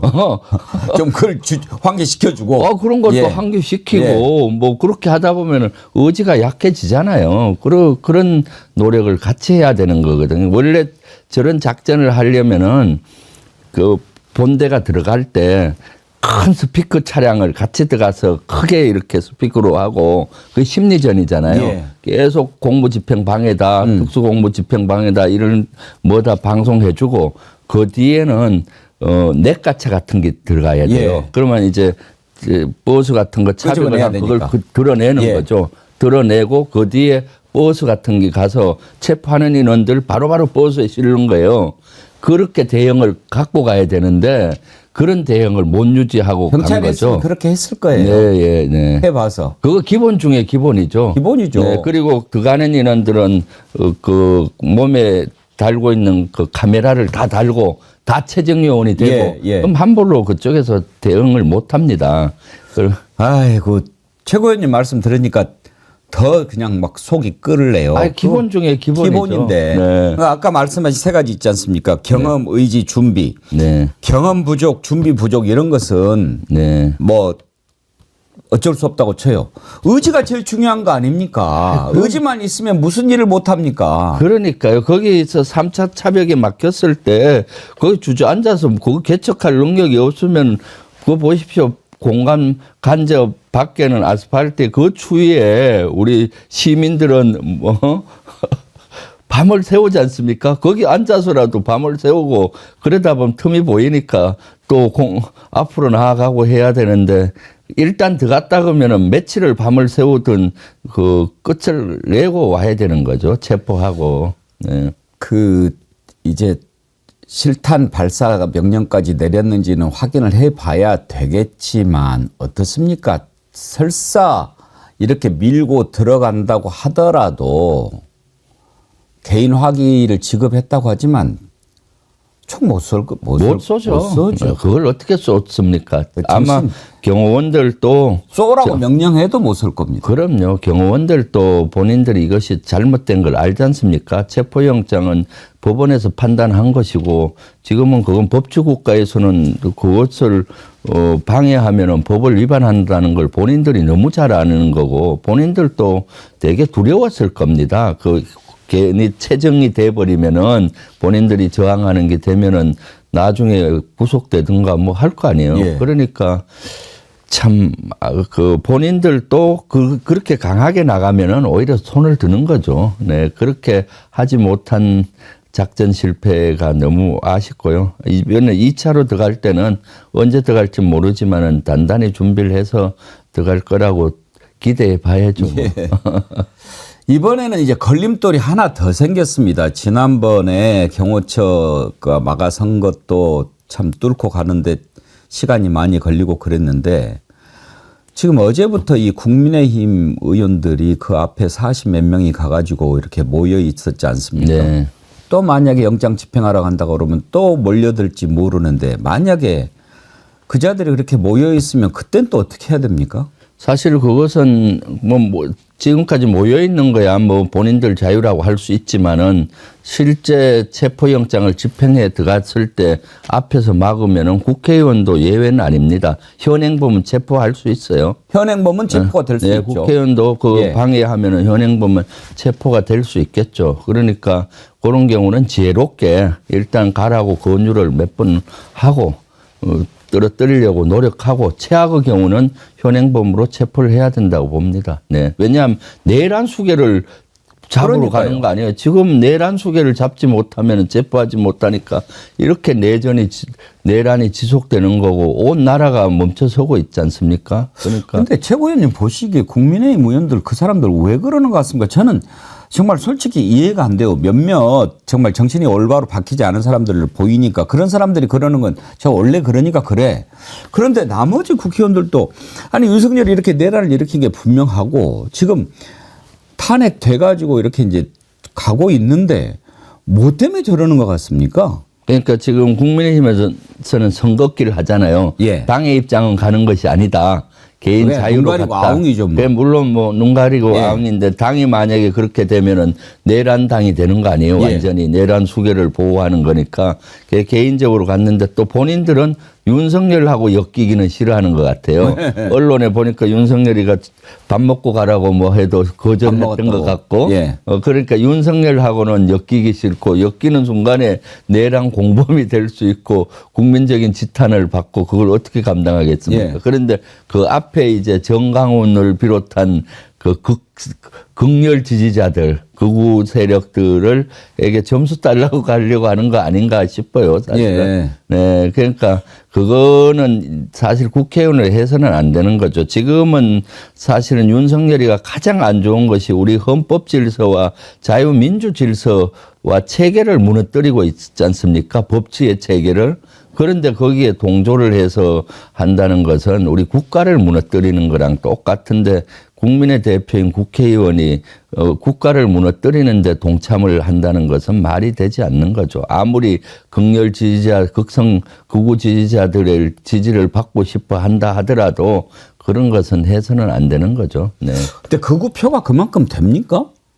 글쎄요, 뭐 지금 저는 그렇게 해가지고 오히려 중도 지지자층이 무너지면 더 손해일 것 같은데 왜 그런 생각을 안 하죠? 그렇죠. 중도가 무너지고 있지 않습니까? 예. 중도가 저런 윤석열과 저런 집단들을 어떻게 보겠습니까? 어떻게 옹호하겠습니까, 지금. 그러니까 중도들은 점점 떨어져 나가고 극렬만 응집력을 갖고 있는 것 같은데 그러다 보니까 TK 지역의 국회의원이라든가 그런 지역 국회의원들이 주로 많았던 것 같아요. 비례대표하고. 네. 네. 저는 그렇게 막 이렇게 하고 그러는 게 결국은 TK 대구 경북 경남 지역 국민들을 능멸하는 일이라고 생각합니다. 그렇습니다. 네. 저놈들이 도대체 우리를 어떻게 보고 저러는 거야 이런 생각들 하지 않으시겠습니까? 네. 편들 걸 편들어야죠. 그러니까요. 내란을 어떻게 편을 듭니까? 내란 수계의 편을 어떻게 들고 이것은 국가를 무너뜨리는 민주주의를 무너뜨리고 헌법과 법 질서를 무너뜨리는데 여기에 동조를 하는 것은 국회의원 자격이 없을 뿐만 아니라 참 너무 한심한 거죠. 네. 한두 가지만 더 여쭤보겠습니다. 지금 이제 최상목 대행의 역할이 매우 중요하지 않습니까? 네. 이렇게 지난번에 헌법재판관 임명도 뭔가 이해가 안 되는 그렇게 2명만 딱 했는데 이렇게 정당한 법 집행을 하고 있는데 경호처가 저렇게 하고 있으면 뭘 좀 정리를 해줘야 될 거 아닙니까? 네. 헌법기관 간에 부딪히는 것을 그냥 방치하고 있어요. 어떻습니까? 민주당에서 이 최상목도 좀 탄핵을 해야 된다 이런 여론 없습니까? 개별 의원님들의 의견은 그런 여론이 많습니다. 예. 왜냐하면 일단 최상목 권한대행은 탄핵할 사유가 많잖아요. 그럼에도 불구하고 당의 입장은 아직까지는 탄핵은 입장은 정리를 못했어요. 그렇지만 우리 개별 의원님들 중에 많은 사람은 저대로 둬서는 안 된다. 최상목 탄핵해야 된다라는 목소리가 많아요. 왜냐하면은 이미 최상목은 사실은 내란에도 연루가 된 사람이잖아요. 윤석열이가 쪽지 준 쪽지. 예. 그건 뭐 본인이 받아서 안 보고 뭐 그 다음날 보니 뭐라 하는데 거기는 분명히 국회 예산을 다 깎아라. 그리고 입법기구를 만들 때 예산을 확보하라 이런 예. 것들인데 그런 지시를 받고 그런 행동을 한 것으로 보이기 때문에 내란에 관여된 거고 특히 이번에는 어떻습니까? 지금 자기의 직무를 유기한 겁니다. 지금 경호처 이렇게 통제를 해야 되잖아요. 체포영장 하면 거기에 순응을 해서 협조해 주라라고 경호처에 임무를 줘야 될 그 직책에 있는 사람이 지금 손 놓고 있잖아요. 그리고 오히려 경호처 편을 들어준 것 같이 느껴지고 이번에 그래서 공수처에서 계속 얘기를 하니까 중립적인 비슷하게 서로 잘 지내봐라 사이로 좋게 충돌하지 말고 협조를 잘 하라는데 그게 무슨 말이에요. 그러기 때문에 그런 것들 자체가 사실은 또 하나의 탄핵 사유인데 그럼에도 불구하고 지금 경제가 원체 안 좋고 대외적인 신인도가 떨어지고 하니까 아직까지는 탄핵까지는 검토를 하지 않는데 개별 의원들은 탄핵해야 된다는 목소리가 높고요. 저는 이번에 2차 이 체포영장 집행에 또 협조를 안 하면은 탄핵해야 된다고 봐요. 예. 네, 개인적으로는. 그때. 네. 2차 탄핵 2차 체포영장 집행 곧 할 거 아닙니까? 예. 이럴 때 최상목 권한대행이 어떤 입장을 보이는지에 따라서 좀 여러 가지 무리가 있더라도 만약 이번에도 협조 안 하고 경호처 편을 든다면은 이것은 헌법 질서를 위배하는 거고 법 질서를 무너뜨리는 거잖아요. 예, 직무유기죠. 네, 직무유기이기 때문에 저는 개인적으로 최고위원이 아니라 개인적으로는 그런 경우는 해야 된다라고 보고 있습니다. 최상목한테 주어진 마지막 기회다. 네네. 이런 말씀이시죠. 네. 그리고 지금 이제 거부권 행사돼서 국회로 돌아온 내란 특검법, 김건희 특검법 있지 않습니까? 네. 이거 이제 재의결을 해야 되는데 언제 날짜가 잡혀 있습니까? 내일 이제 잡혀 내일. 있습니다. 내일. 어떻게 될 것 같습니까? 글쎄요, 사실은 윤석열이가 체포됐으면 금방 통과될 걸로 그렇죠. 보였는데 체포가 안 됐기 때문에 내일은 좀 두고 봐야 될 것 같습니다. 그걸 좀 연기하면 안 됩니까? 표결을? 아니요, 지금 연기할 그런 건 아니고요. 만약 이번에 3분의 2가 안 되면은 폐기되잖아요. 그럼 바로 다시 특검법을 발의하려고 합니다. 그럼 1, 2주 내에 또 똑같은 프로세스를 할 수가 있고 그때쯤 되면은 윤석열 체포되고 나면은 이제 최상목이가 거부권 행사할 명분이 없어지잖아요. 그때쯤이면은 이렇게 되지 않겠나 싶습니다. 왜냐하면 지금 수사가 뭐 보면은 공수처가 하냐, 뭐 국수본이 하냐, 검찰이 하냐 서로 싸우고 있잖아요. 그러니까 빨리 특검법이 발의가 돼서 특검 말에 우산을 씌워서 일사불란하게 윤석열 수사를 해야 되는 거죠. 정리될 사람이 한둘이 아닌데 이자도 지금까지 있다는 게 참 이해가 안 됩니다. 김태효 국가안보실 1차장이요. 이자가 지난 4일에 주한 미국 대사 있지 않습니까? 필립 골드버그 통화를 했는데 반국가 세력을 척결하기 위해서 계엄이 불가피했다. 이런 취지로 설명을 했다는 거예요. 이자를 그냥 둡니까 지금? 그러니까 지금 이번에 국정조사가 시작되잖아요. 그래서 일단 국정조사 정인으로 채택을 해서 인원들을 잘 확인해 봐야 되겠죠. 사실 아마 기본적으로 핵심 임무를 했을 것 같은데 이번 계엄에서 안보실이 쑥 빠져 있어요. 신원식을 비롯해서 김태효의 역할이 불분명하게 나와 있어서 무언가 핵심적인 역할을 한 걸로 의심을 하고 있는데 안보실은 꽁꽁 자기들만 세계에 있다 보니까 제보가 안 들어와요. 핵심이니까. 그 다른 군 조직은 제보가 들어오니까 그걸 확인하고 해서 많이 밝혀졌고 그다음 운영위가 열려서 대통령실하고 안보실을 불러서 질의를 하려고 했는데 그 운영에 불응하고 있잖아요. 그러다 보니까 대통령실에서 또 안보실에서 어떤 역할을 했는지가 지금 제대로 밝혀지지 않고 있어서 요것을 또 핵심적으로 밝히는 것이 그 한 분야라고 보여집니다. 그래서 국정조사 저도 위원인데 오늘 2차 회의를 했었고요. 다음 주부터 본격적으로 이제 시작이 되니까 그 분야를 집중적으로 확인을 해서 제가 제일 먼저 백운계 정어리 TV 와서 얘기하겠습니다. 감사합니다. 이자가 아마 그 임무를 맡지 않았을까 싶어요. 만약에 계엄이 성공하면 내란이 성공하면 너는 외국에 나가서 막 이렇게 알리고 다녀. 이 임무를 맡았을까. 끝으로 이거 궁금한데요. 이제 경찰이랑 같이 해서 체포영장을 집행하러 갈 텐데 군 병력을 체포하는 데 동원할 수 있습니까?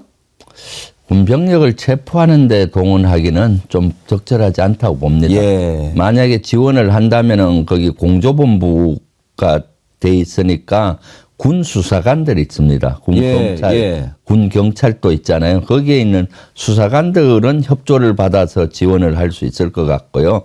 일반 우리 뭐 전투부대, 수방사나 뭐 경비단 이런 요원들은 가는 것은 적절하지 않습니다. 군은 사실은 최후의 보루잖아요. 경찰한테 맡기고 국내 이런 거는 예. 경찰의 능력을 초과했을 때 지원을 해야 되는데 지금 경찰은 충분한 능력을 갖고 있고 경찰의 능력을 초과하는 범위는 아니에요.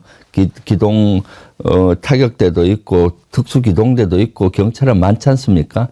몇천 명이라도 동원할 수 있으니까. 한 줌도 안 되는 것들 뭐 네네. 맘만 먹으면 저거 네. 못 끄집어내겠습니까? 그럼요. 근데 살다 저런 놈 처음 봐요. 네네. 아 그냥 뭐저 어디 지금까지 대한민국 대통령이라고 하는 자가 체포영장이 나왔는데도 저걸 체포영장도 처음이지만 나오라고 그러면 나와야지 그거를 안에 들어가서 버티고 안 나온단 말입니다. 참 찌질이도 저런 찌질이 정말. 없죠. 예. 네, 뭐 말로는 그 법적 정치적 책임지겠다 숨지 않겠다 해놓고는 실제 가니까 저렇게 겁이 많은 건지 비겁한 건지 찌질인지 양아치. 참 이거는 진짜로 우리 역사의 치욕입니다. 저런 사람 저런 자가 어떻게 태어났는지 말이죠. 예. 오늘 새해 첫 주불리 안보 특강 김병주 최고위원님 모시고 얘기를 나눠봤습니다.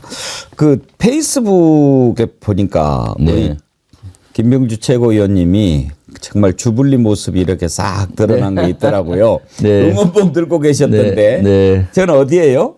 저희 광화문 지난주 토요일 날 광화문 예. 집회 현장에 갔었습니다. 아 그러셨군요. 네, 네.